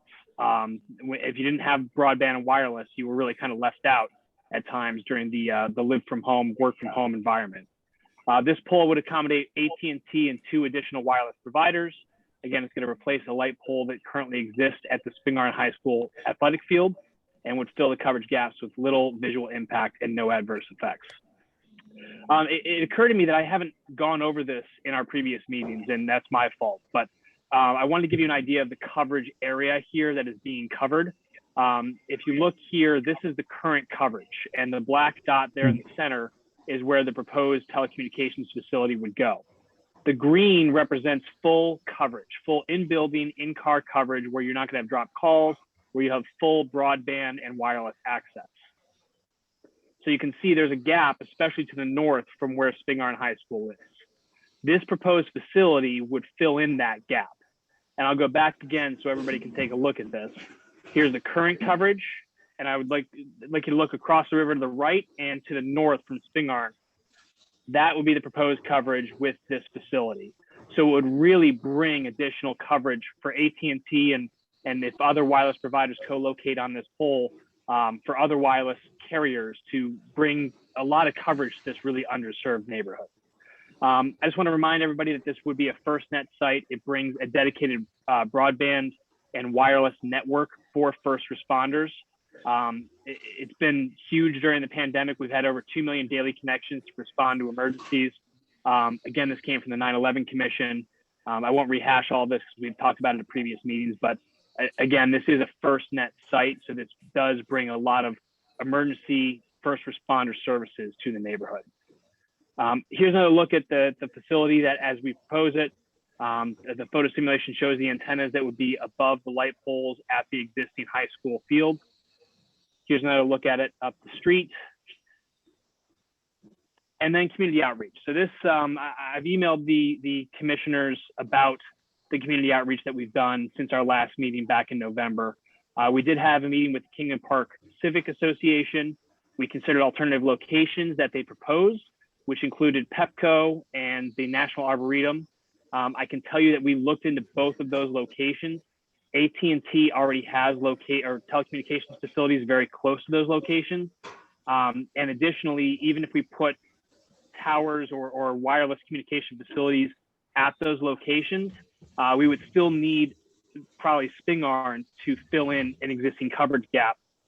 It wouldn't fully fill the gap in the neighborhood that we are attempting to reach with this facility. We reached out to the various schools in the area. Two Rivers Public Charter School did issue a letter of support for this facility. We've spoken to the principals at Phelps, Brown, and School Within a School. I can tell you that the DC public school principals have been reluctant to take a position either for or against this project. They stated they didn't have any concerns about the health effects being that close to the school. Their biggest concern was traffic and whether the construction or the existence of this facility would interfere with students and parents coming and going and any other parking or related issues. We've spoken with the principals. We told them that this will not be construction on the street. It's going to be isolated to the football field and the Spingarn High School field. So there shouldn't be any interruption to traffic, shouldn't be any interruption to parking spaces, and they appreciated that. And we said that we would work with schools moving forward to make sure we're working in off-peak hours, we're working on weekends to try to minimize any impact to the schools. But again, there should be no impact to those schools. And DDOT has actually issued a finding that there will be no impact to traffic in the area. We did issue a one-page information page to the schools. I don't know if they sent it out to parents or not, but we made that information available, and we've made our contact information available throughout this process. Speaking of which, I'm going to put my contact information in the chat to everyone here. If anybody has questions, concerns, they want to reach out to me, they are free to do so. But we have had multiple conversations with both the Kingman Park Civic Association and the area schools to this point. So with that, we've done a lot of community outreach here. We believe this really brings needed services to this neighborhood that has suffered from a lack of wireless and broadband during the pandemic. And again, it brings FirstNet to the area. So the biggest concern that the Kingman Park Civic Association brought up was health concerns. And I'll just address that briefly. The FCC heavily regulates the RF emissions that come from these facilities. AT&T's facility will be well below those limits. And the American Cancer Society, World Health Organization, a number of other reputable scientific agencies have found no adverse health effects related to wireless facilities. So while I understand that there have been health concerns throughout this process, and there always is when we're bringing these to residential areas, there's no science to back that up. And again, the benefits of FirstNet and adequate wireless and broadband facilities and services in this area, I believe, far outweigh any concerns about that. So with that's our update. We'd be happy to answer any questions that the commissioners or the public have. Okay, so any questions or comments from the commissioners? Yes, Commissioner Moore. Yes, Commissioner Blacknell and then Commissioner Hoffman. Yes, you got a support letter from Two Rivers. You're not going to get a support letter from the principal at Brown because they are against it. That's why you're not going to get a support letter from them. They are against it. Okay, I understand that there's a tower at Arboretum. Pepco doesn't want any part of it. That's why Pepco is not being involved with it. Okay, according to your emails, because I keep copies of your emails. You said the Arboretum is one already there, back up there behind the Arboretum. Am I correct? Okay, you reached out to Pepco. Pepco don't want no parts of it. Am I correct? I don't know whether or not Pepco wants a facility there. I can tell you that there is a AT&T facility already existing extremely close there. And even if we located a facility at the Pepco facility, it would not reach the areas of the neighborhood that we are attempting to reach with this particular facility. So even hypothetically, if we put a facility at Pepco, we would still need one in this area to reach AT&T's coverage goals to bring needed wireless and broadband services to the area. Okay, so you're probably not going to get a response from the principal at Phelps because it's a lot going on there. And the school within a school, I don't know why they haven't responded, but Commissioner Moore, they're not going to get a response from the principal at Brown because they don't want it. They don't want it there. That's why they haven't gotten a support letter from Brown. So that's correct. We have not gotten a support letter from Brown. I don't know whether Brown is for or against this particular project. They have not told me one way or the other. And Principal Dix, when I spoke to her, said she was not going to take a position one way or the other. I've had multiple. She doesn't want it, sir. I'm down there at Brown every other weekend. We communicate very good, the principal and I at Brown. She don't want it. That's why she's not going to give you a support letter. Okay. Okay. Yeah, she doesn't want it. The principal at Brown don't want Commissioner Moore. Okay. Okay. I can tell you that I've had multiple conversations with Principal Emmett at Phelps, and he said again he's not going to come out for or against. He doesn't take a position. What he has told me is he is not concerned about any health effects. His biggest concern was any interruption in drop off and pickup for schools and buses and parents. And the conversations we've had with him, he seems to be appeased that there's not going to be any interruption for school services. But again, my understanding from those schools is that they're not going to take a position for or against.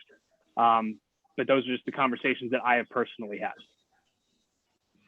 Okay, all right, thank you for that, Commissioner Hoffman, and then we'll go to the Q&A. And we're a little bit behind schedule, so if folks could try to keep the questions short. Commissioner Hoffman. Hey, everybody. I was trying to preemptively make a comment, but it seems that the Q&A beat me to comment about the safety of these towers and any inference of 5G conspiracy theories or any kind of theory that falls in the face of the science that's been very much studied by, the American health system on the dangers of these towers should not be, entertained in any meaningful way. And literally, I just want to point out that the infrastructure bill that the Democrats just fought tooth and nail to get passed includes, provisions to build this type of infrastructure across the country. And it's literally what we've been fighting for. And it's an important part of, the FirstNet connection on its own is incredibly beneficial to the community. So just wanted to make sure those comments were made. All right, thank you for that. So we'll move to Commissioner Moore. I also have a quick question. Okay, go ahead. Just thinking about any sort of radiation that may be coming from this antenna. Mr. Sampson, could you just provide some perspective? How would that compare to, say, a microwave or a cell phone or something like that? So the important thing to understand is you hear about radiation coming from cell phone towers. What we have here are really radio frequency emissions. They are not the same as what's considered ionizing radiation. That's radiation that can actually change the character or what causes cancer, frankly. The RF emissions, they can cause damage if you are directly in front of the antennas. They can heat up human skin to the point that it can cause burns, but that's only if somebody is standing directly in front of these antennas. These facilities have been proven and determined to not have any adverse health effects by the American Cancer Society, the World Health Organization, the National Institute of Health, and a number of other federal scientific agencies that have studied this. And again, the FCC regulates this. So it has been determined by these agencies that it's what's called non-ionizing emissions. And these have been over the country really since AM radio came into effect back in the 1930s. These facilities are on top of almost every major hospital in the country because hospitals tend to be the tallest buildings in the area, and really are on top of most tall buildings in most major cities.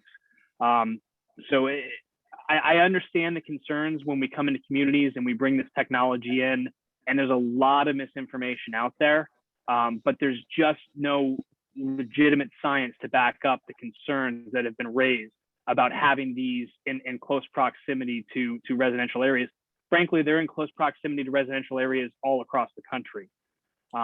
So again, I understand the reluctance when we bring these into communities, but the vast benefits that wireless and broadband access can bring to communities like this, as well as FirstNet for first responders, I think far outweighs any undocumented concerns that are raised. Okay. All right, thank you for that. And just to clarify, this is on top of, this is up in the air. So this is on top of the existing lights that are there. That's correct. So this will be about 89 feet in the air where these antennas will be located. And so it's really physically impossible for any individual to be able to get up that high to be directly in front of these antennas where they could be harmed. Okay, all right, thank you for that. Now we'll move to public comments or questions if there's nothing else from the commissioners. Okay, Fraser Walton, Kingman Park Civic Association members oppose the construction of this 5G RF site. We are considered about the health effects on our children and community as a whole concerned. The radio wave frequency radiation is very dangerous. Therefore, we are concerned about the health effects to the neighborhood and school children. We highly recommend that the 5D Commission vote to deny the project until such time as further study is done. Okay, so we do have that comment. Desiree Williams, can you provide that one pager to the residents as well? And if you send that to us, we will share it on our website for this meeting. Sure thing. And then all of those additional comments are from people who've already commented. I will go ahead and move to support the installation of this antenna at the proposed location. Can I get a second? Second. All in favor? Aye. Any opposed? Oppose. Oppose. Okay, and any abstentions?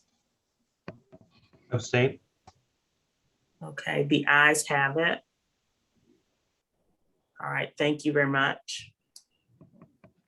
Thank you all for your time. Happy holidays. Next up on our agenda, we have a request for a sports betting license for Union Oyster Bar. And we have Mr. Webster here on behalf of Union Oyster Bar. So Mr. Webster, do you need to share your screen at all? No, I don't have anything to share. I sent in the site plan if you guys needed it for the sports betting location terminals inside of Union. Okay, I don't have a copy of that. But if you want to share it on your screen, you're welcome to do that. Or you can just let us know, what it is that, you're requesting and why you think we should support the request. Oh, thank you. Hi, just want to say hello to everyone. Requesting sports betting at Union District Oyster Bar. That will be 2 terminals, one on the first floor and one on the second floor. I don't know if you guys are familiar with sports betting, but that's what we're requesting. Okay, and just for background for folks, the Alcoholic Beverage Regulation Administration is the agency in DC that actually approves these licenses. Our commission has never supported a license in our area before, so it just gives you some context there. If there's nothing else you want to share with us, I can move on, Mr. Webster, to comments and questions from the commissioners. Yes, ma'am. Thank you. Okay. All right. So any comments or questions from the commissioners? And then while we're taking comments and questions from the commissioners, if people in the community have comments or questions that they want to put in the Q&A box, we'll come to those next. Commissioner Hoffman, you have the floor. Yeah, thank you. Mr. Webster, if you could just explain that, the nature of these terminals and maybe how they kind of operate briefly. Also, big fan of your establishment, been there many times. Thank you so much. You could just maybe review of how they work and let everybody know what kind of the deal is and the impact that it would have on your establishment. That'd be great.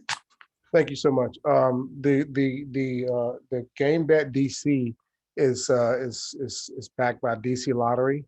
So one, we put the DC Lottery machines in. The sports betting machines kind of work very similar to the DC Lottery machines. They kind of self-service themselves, as well as hiring different DC employees to come in and work those machines. So it kind of it's self-serve to the game betting DC system tied into the DC Lottery.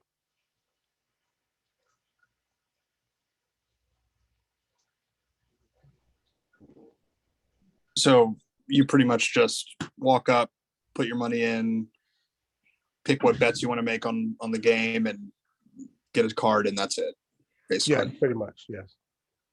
There's no counter with a gentleman behind it with lots of money in a room or not anything. At all. Not at all. It hasn't advanced that far yet. No, not at all. That's more down at the Verizon Center and the big centers and the things of that nature.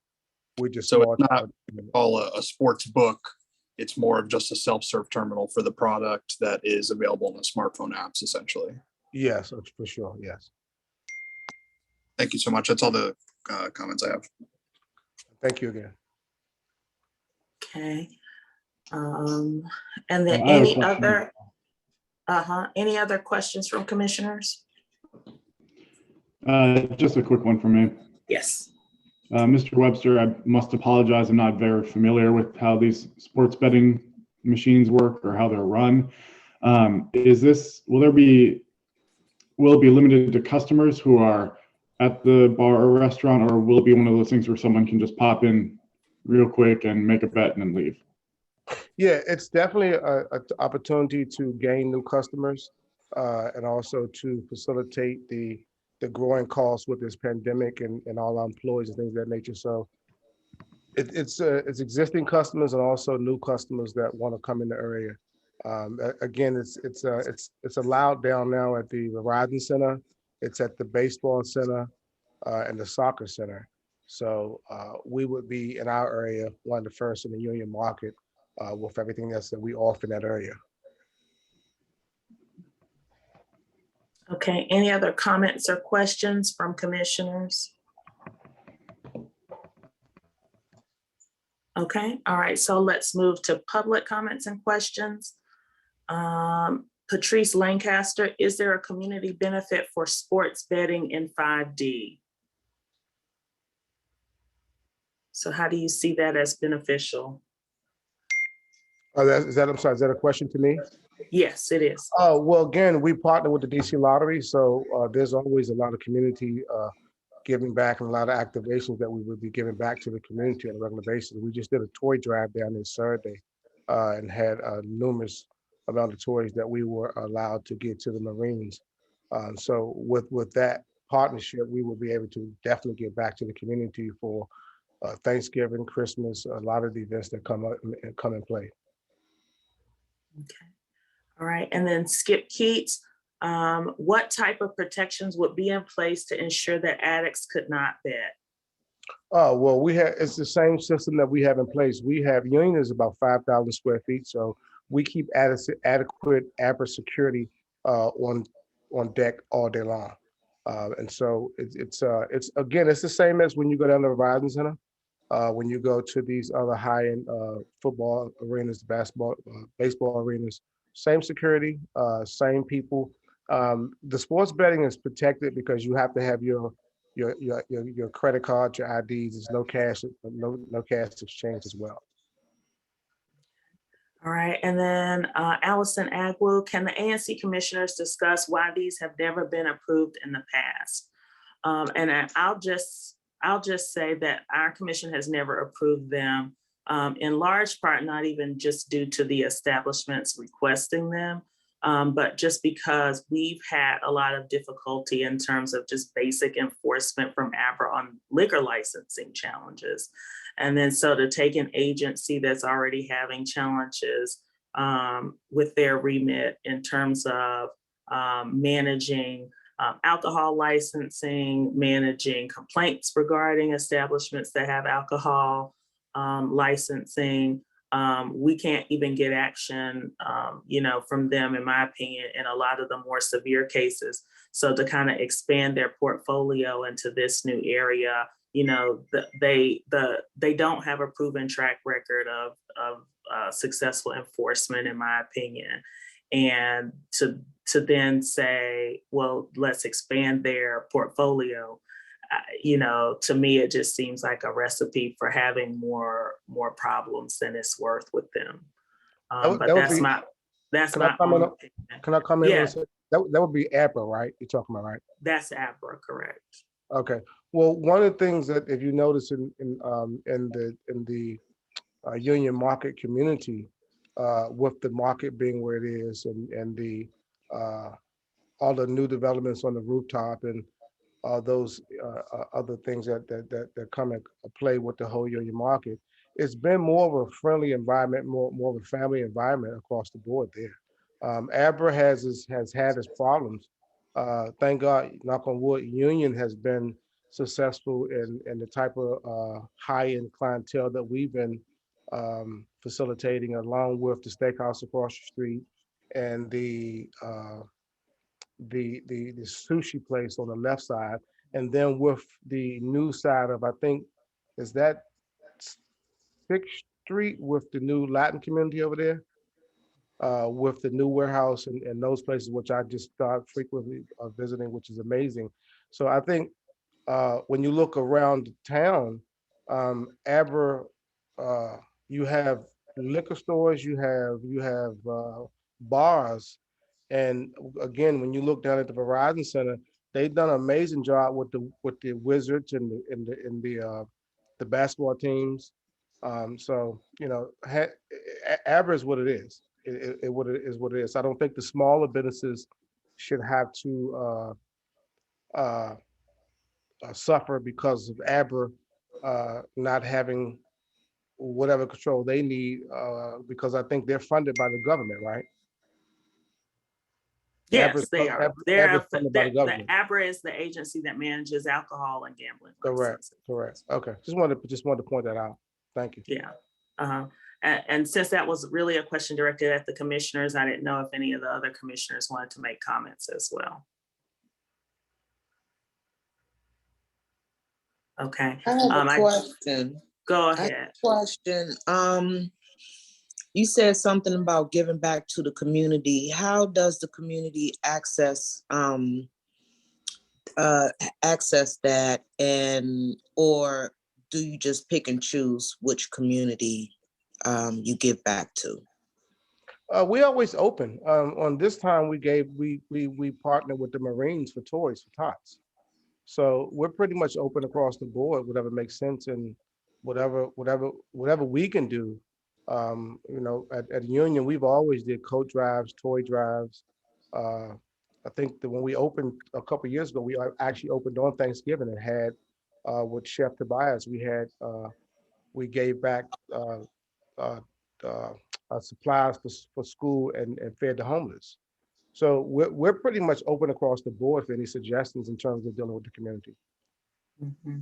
I mean, I think the main question, and I don't know, Commissioner Rose, if you had a follow-up, I think the main question or the main challenge for us is that knowing the environment that we're operating in, the regulatory environment, and this is not really a knock against any of the businesses, but we know the environment that we're in. Once the licenses go out, we're not gonna get them back if there are issues. You know, if there are issues, we're just kind of stuck with whatever issues. So I think the main question that we have is, okay, how are we reviewing this license to mitigate potential issues in the first place?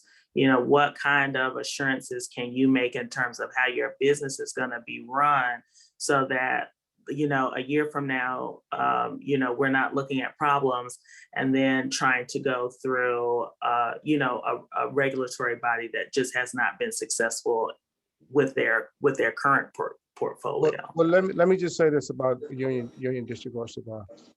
We want to remain a family-oriented corporate business, and so I would love to remain ANC friendly.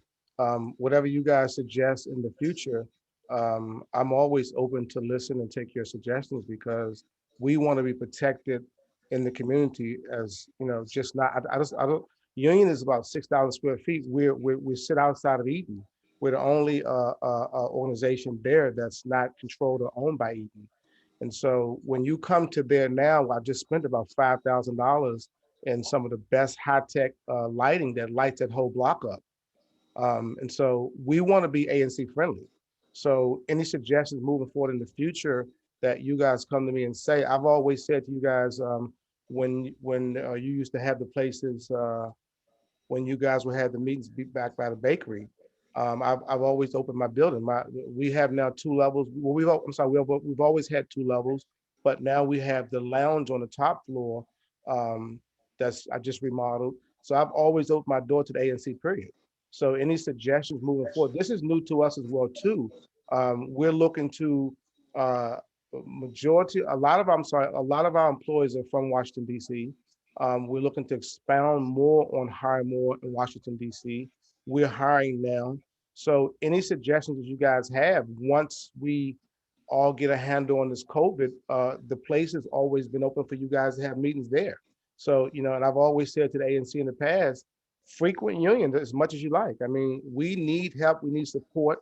We're not fighting against Eaton, but we're a standalone business. We're 6,000 square feet. And so, you know, I want to be there for the next 25 years.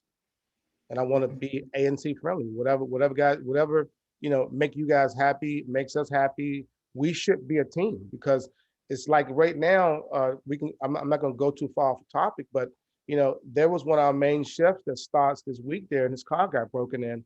And we dealt with this 3 years ago where they're breaking glass, smashing, stealing. My Mercedes-Benz was parked out front last week along with another black car. 2 weeks ago, they were actually, the electricians were installing the new lighting on the roof and caught 2 young fellas going in the car. They didn't break the windows this time, but they went in the car and they scared them away. Police came, there's a report if you want to check. And then as of yesterday, I noticed that it started back up with the break-ins, with smashing, grabbing the windows. So I just want to be ANC friendly regardless across the board. I hear you. I guess I'm trying to get more focused on the topic at hand, which is, you know, things like what are you already planning to put in place in terms of security? You know, are you participating with the security that's already there at Union Market? You know, what will be the hours for sports betting? Would you limit the hours, you know, at all? You know, what are you doing to try to kind of head off any concerns? Yes, we will be limiting those hours to, I think, the same as down at the arena, about, I think, 7 or 8 o'clock, those sports betting hours stop. What time would they start? I think our restaurant will be opening around 2 o'clock for happy hour. And I think next year we'll go into lunch. But we also just proposed to the, I think that's 5th district. We just also proposed to them last week to do I used to have it at one of my businesses years ago where they come in and sign the book on an hourly basis. Yeah. So we actually just proposed that to them last week. So again, we have ABRA security that's certified through ABRA. that's on the premises on a regular basis. And then we're also now proposing through the district metropolitan that we become a headquarters for them to come in and sign that book every hour and hour. But we're not going to run long hours on sports betting at all. It's not going to happen. Well, I guess I hear what you're saying, but I guess I'm just trying to get some kind of like set specifics for what the plan would be. I mean, would you guys be interested in coming up with a settlement agreement? I don't know if you're in Commissioner Rose's area. I don't know if she's interested in spearheading a settlement agreement, but to iron out the details. So it's like I'm hearing things like 12 to 7 or maybe 2 to 7, and that there's average security, but I don't know what the specific hours are, and the MPD is signing a logbook, or there's a potential of them doing that. So I guess my point in saying all of this about our issues with ABRA is that we like to have details. We like to have things ironed out. We like to know what the security plan is, what the hours are, all of those. I have no problem with that, Commissioner Rose. Okay. I have no problem with that at all, because again, we want to be ANC friendly. So, and I need you guys to be aware of Union Oyster Bar in the market. So that's clearly not a problem for me.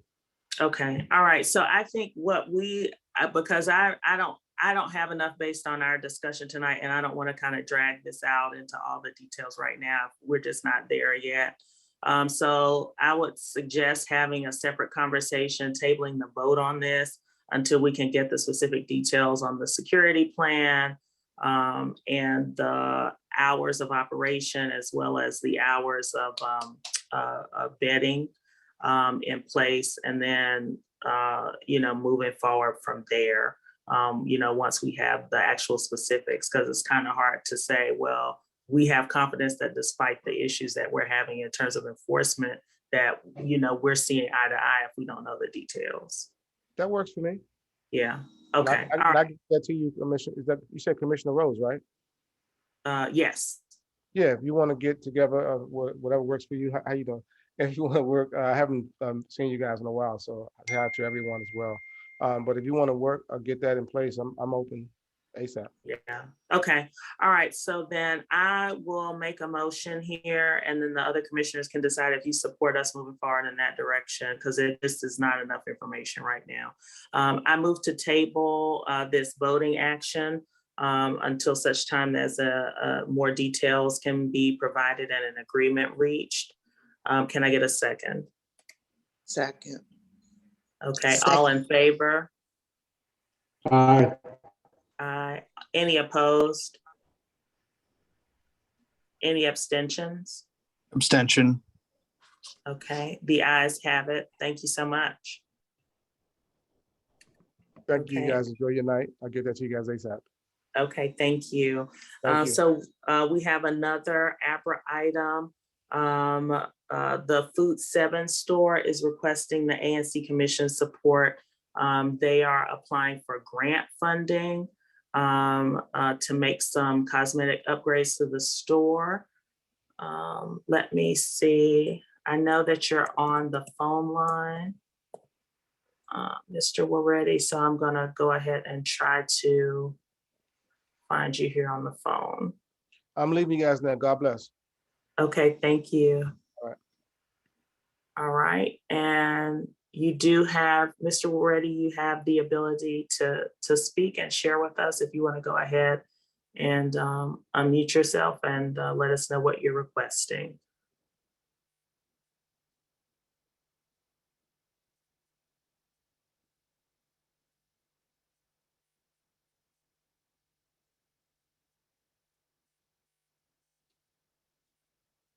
Okay, we can't hear you if you're talking with us. Hello, yes. This is Zachary Cedar Moore. Thank you for allowing me to participate in the meeting. I do appreciate it.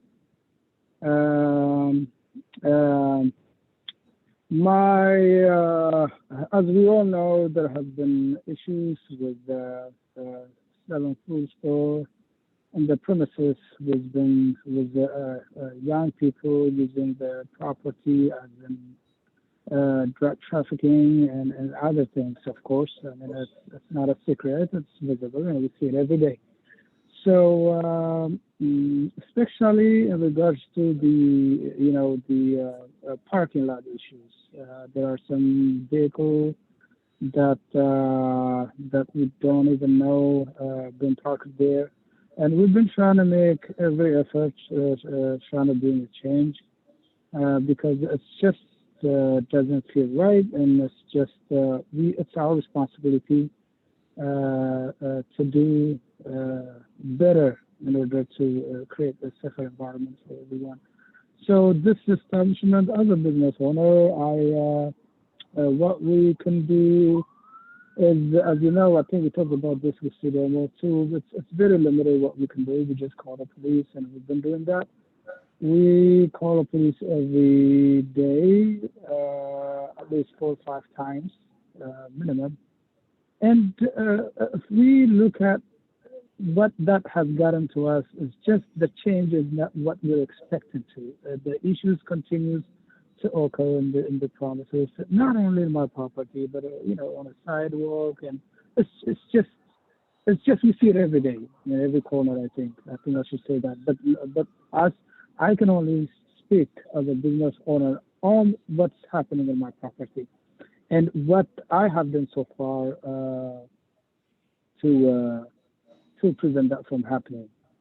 So I communicated officer, I think I forgot his name, but let me get into my email just to. I just wanted to stop you here because what you're asking for is a support letter for grant funding. Oh yeah, we will get to that. Yeah, I'll get to that. Okay, can we go ahead and get there? I'll just talk about the grant letter. What are you trying to do? Is any of the funding going to security upgrades? Yes, we need a recommendation letter stating that you do support the renovation of the store simply, and that you would like to see the store be completely renovated, and also it will play a role in kind of making the area a more safer place. I mean, it's just, you can use your own word, but I would need a supportive letter from ANC that would help my grant to be more approved. It's not a requirement, but it would help.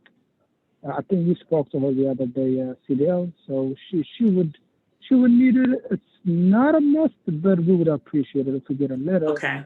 All right, I think we understand. Our request. Yeah. Okay. Yeah. All right, I think we understand. Yeah. So you want to make some cosmetic upgrades to the location. Some kind of letter, yes, with some kind of letter of support that the community would like to see the store being renovated. Okay. Well, we got it. We understand what your request is. And so I guess my concern, and I'll let the other commissioners speak and then we'll go to community concerns, is that frankly, there's a lot of illegal activity at the location as you've described. I think, from my own record searches, I haven't seen that many calls going out to MPD, from the store to have officers. If I could just finish. You have not? No, Okay. and those are just public. wanted to get it right. Right, those are public records, so anyone can just submit a FOIA request to the Office of Unified Communications to see what the 911 call history is for the location. Right. So those are public documents that any member of the public, not even just an ANC commissioner, can request. And MPD continues to have complaints that even when they do respond, that barring notices are not issued. I've talked with them, including Captain Merrill, who was here at the beginning of the meeting, as recently as this weekend. That continues to be an ongoing challenge.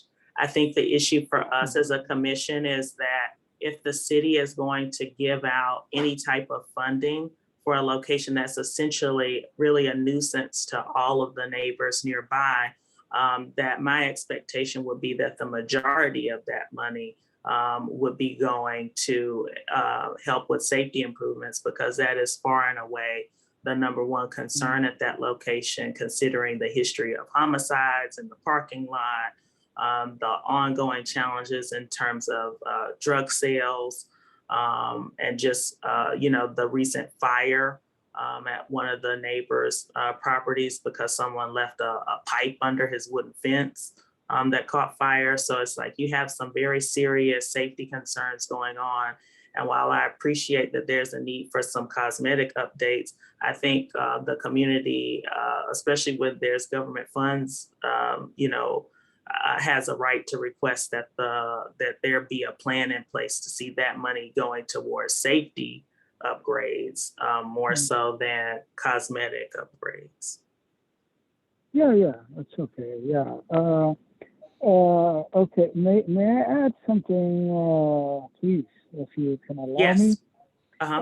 It's my main reason was, of course, to request if you could just write a letter, but that's a secondary thing, But my main issue and my main concern would be, what are we doing to prevent this from happening? And I am consistent in doing what I'm expected to do, which is just to call the police. And you say you don't see the record, but I don't know. But we do call 4 or 5 times a day.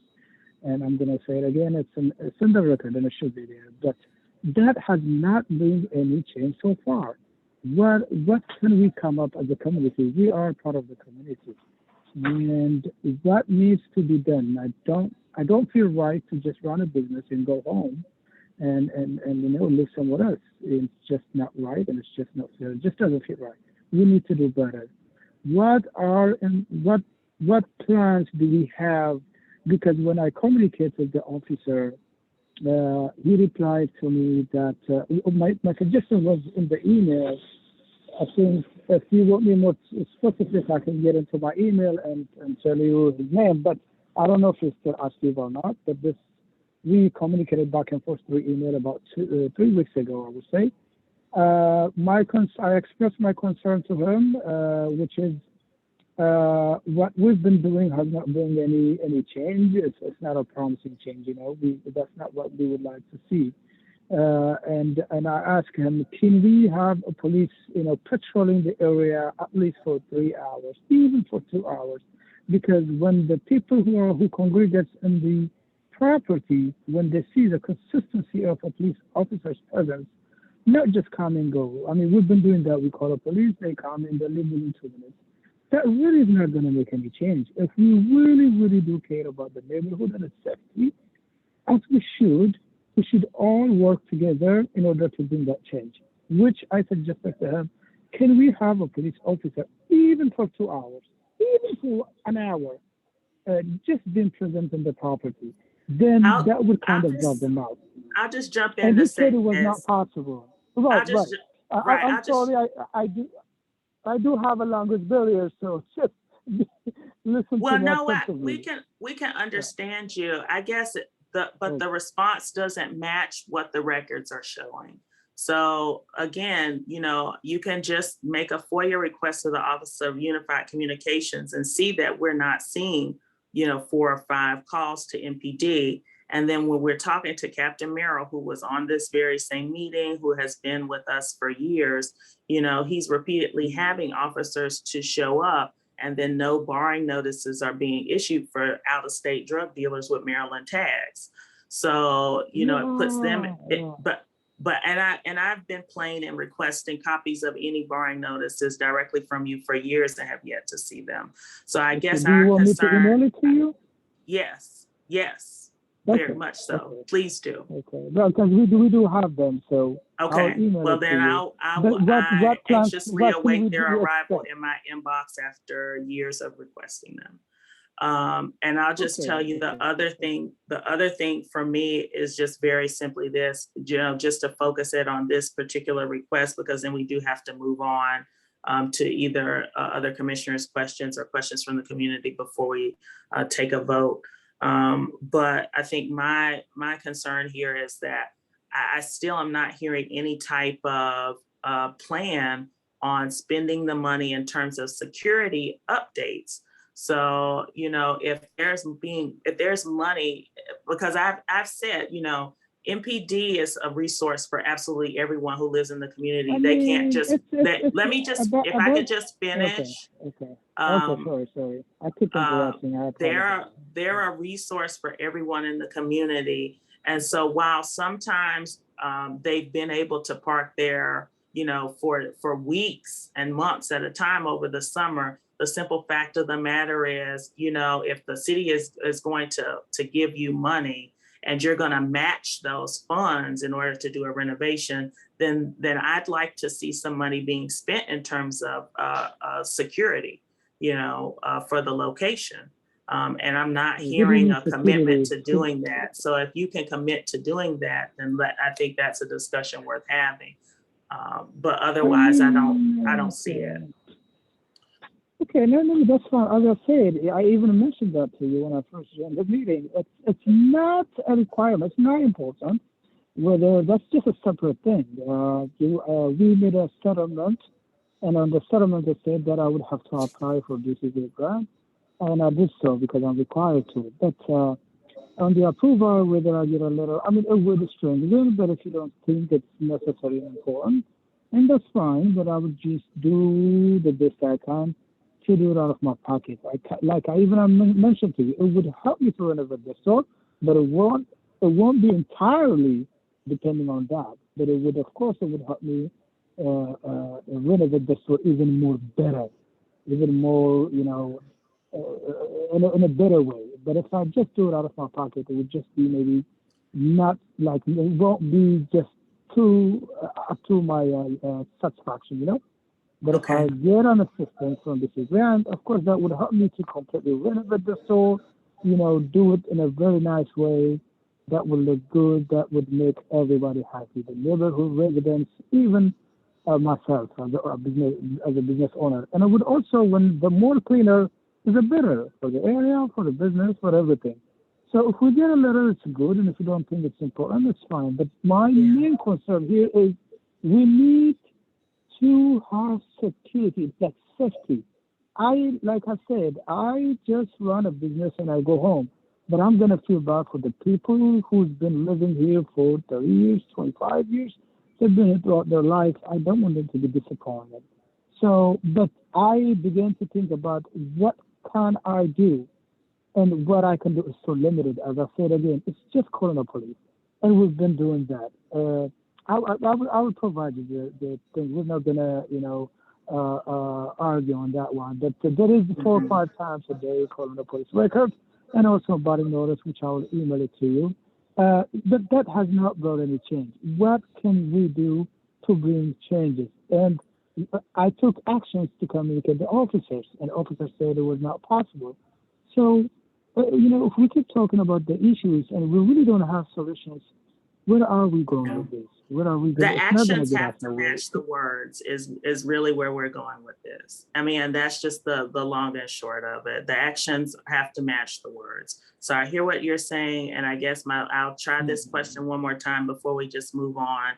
But are you willing, if you were to receive grant funding, to spend funds on improved security, and how much? What do you mean? Just to renovate the store is my plan. That's what it's intended. The purpose is to renovate the store, to make it look nice. And security meaning, like, I don't understand, like to hire a security guard? Is that what you're saying? Yeah, hire a security. What is your plan in terms of improving security? It could be to hire a security guard. I mean, it's simply as the DC grant is intended for renovation, nothing else. Even when you apply, when you submit your application, it's just for renovation of the store. You cannot use it for other things. It's one of the requirements. You just renovate the store. The money, the grant is intended for that only. So if you're talking about security, I'm kind of confused. Like hiring a security guard is what you're saying?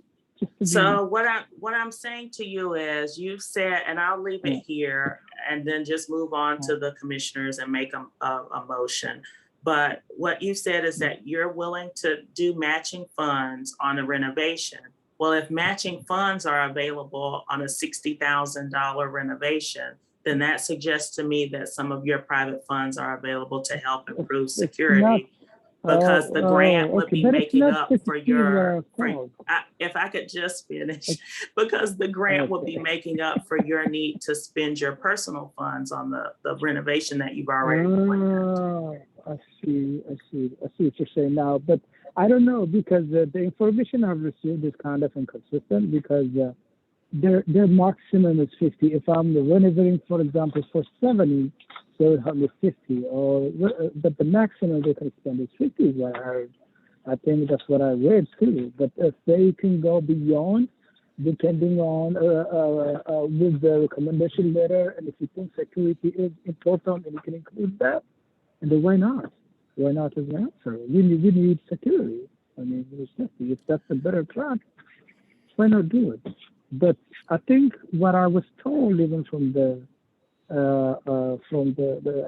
what I've heard, the information is if the maximum you can get is 50 and less, depending on the location, depending on how much you need and what you're intended to do. So the lady that we spoke the other day, she came, looked at it and made her own observation. So depending on her say, I guess, the grant will depend on that. It could be 20, So we're it could be out of 30, it could be 40, but the maximum is 50. We're out of time for this particular item, so I'm going to move forward with the commissioners. I move that there should only be support if a security plan can be put in place.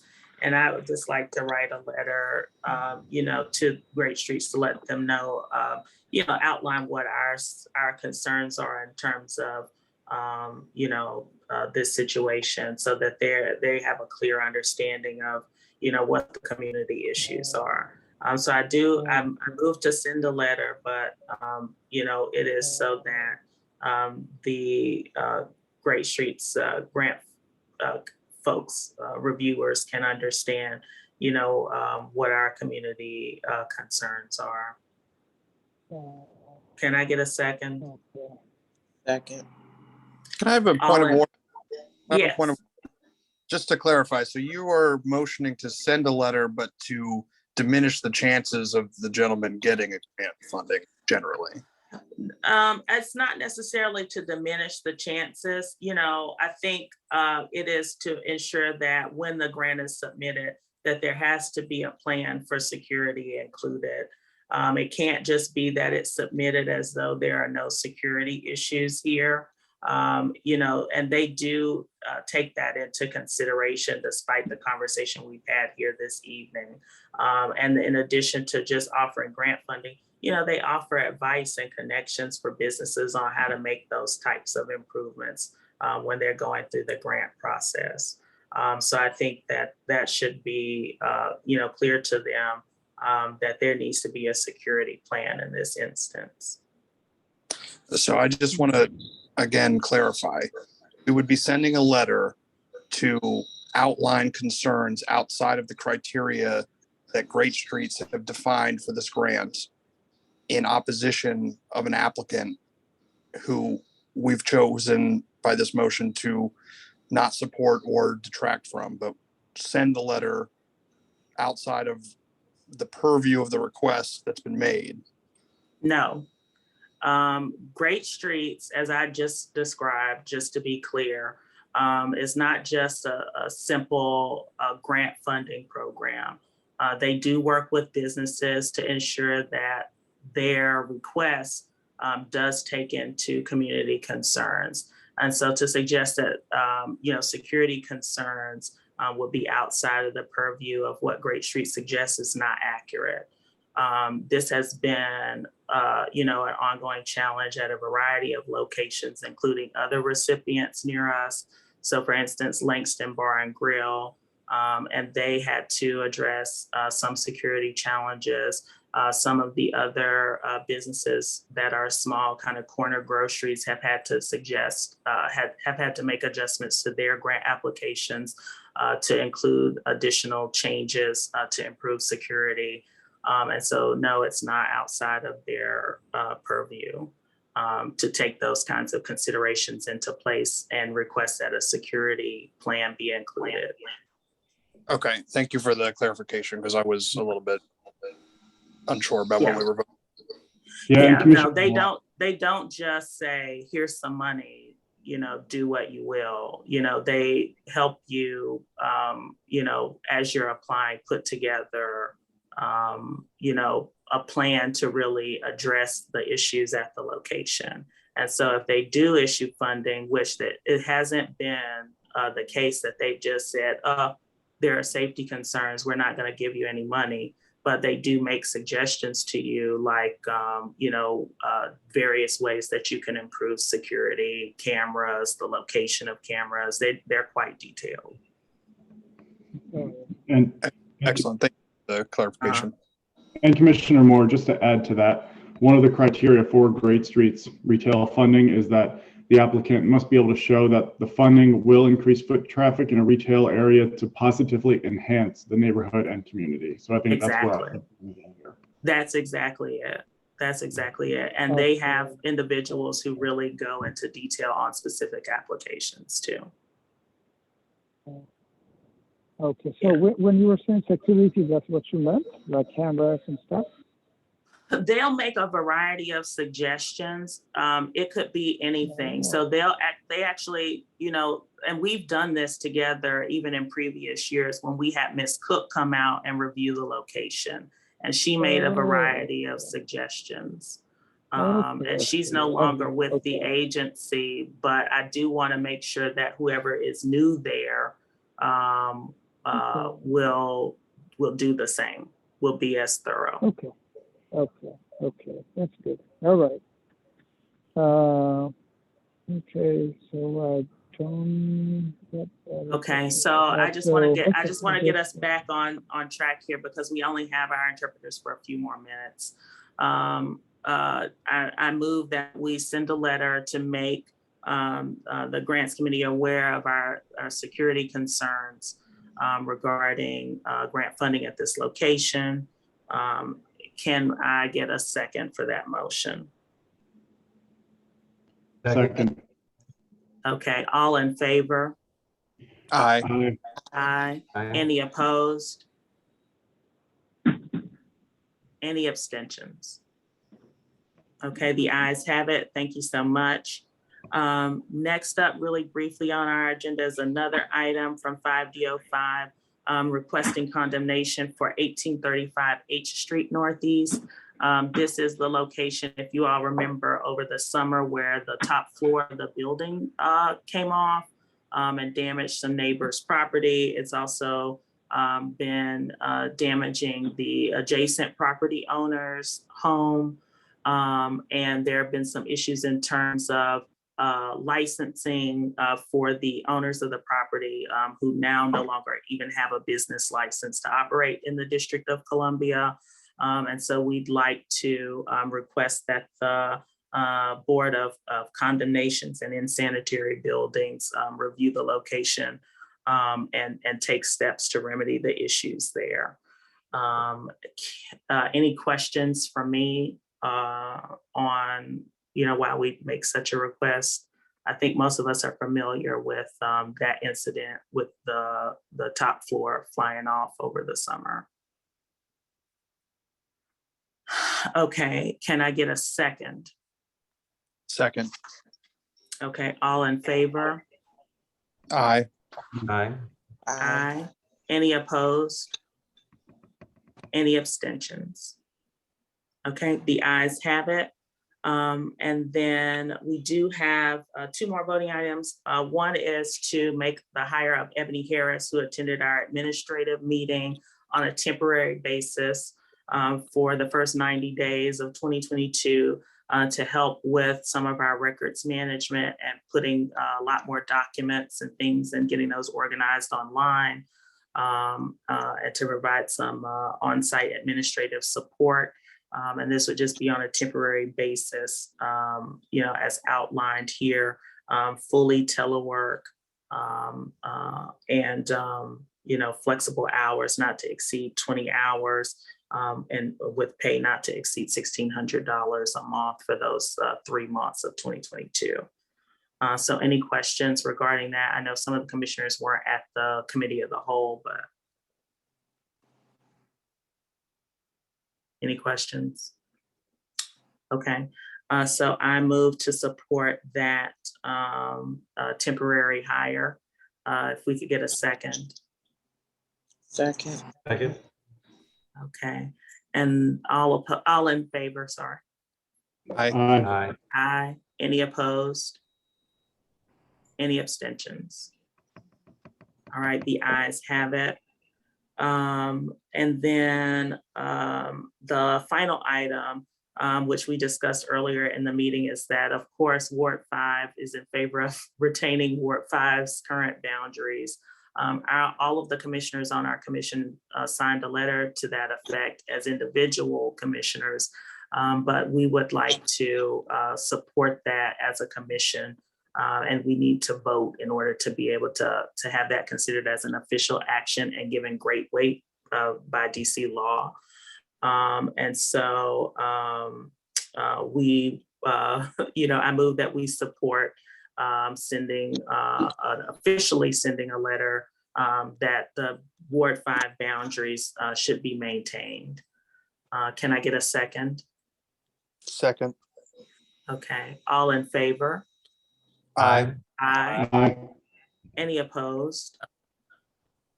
Any abstentions? Okay, the ayes have it.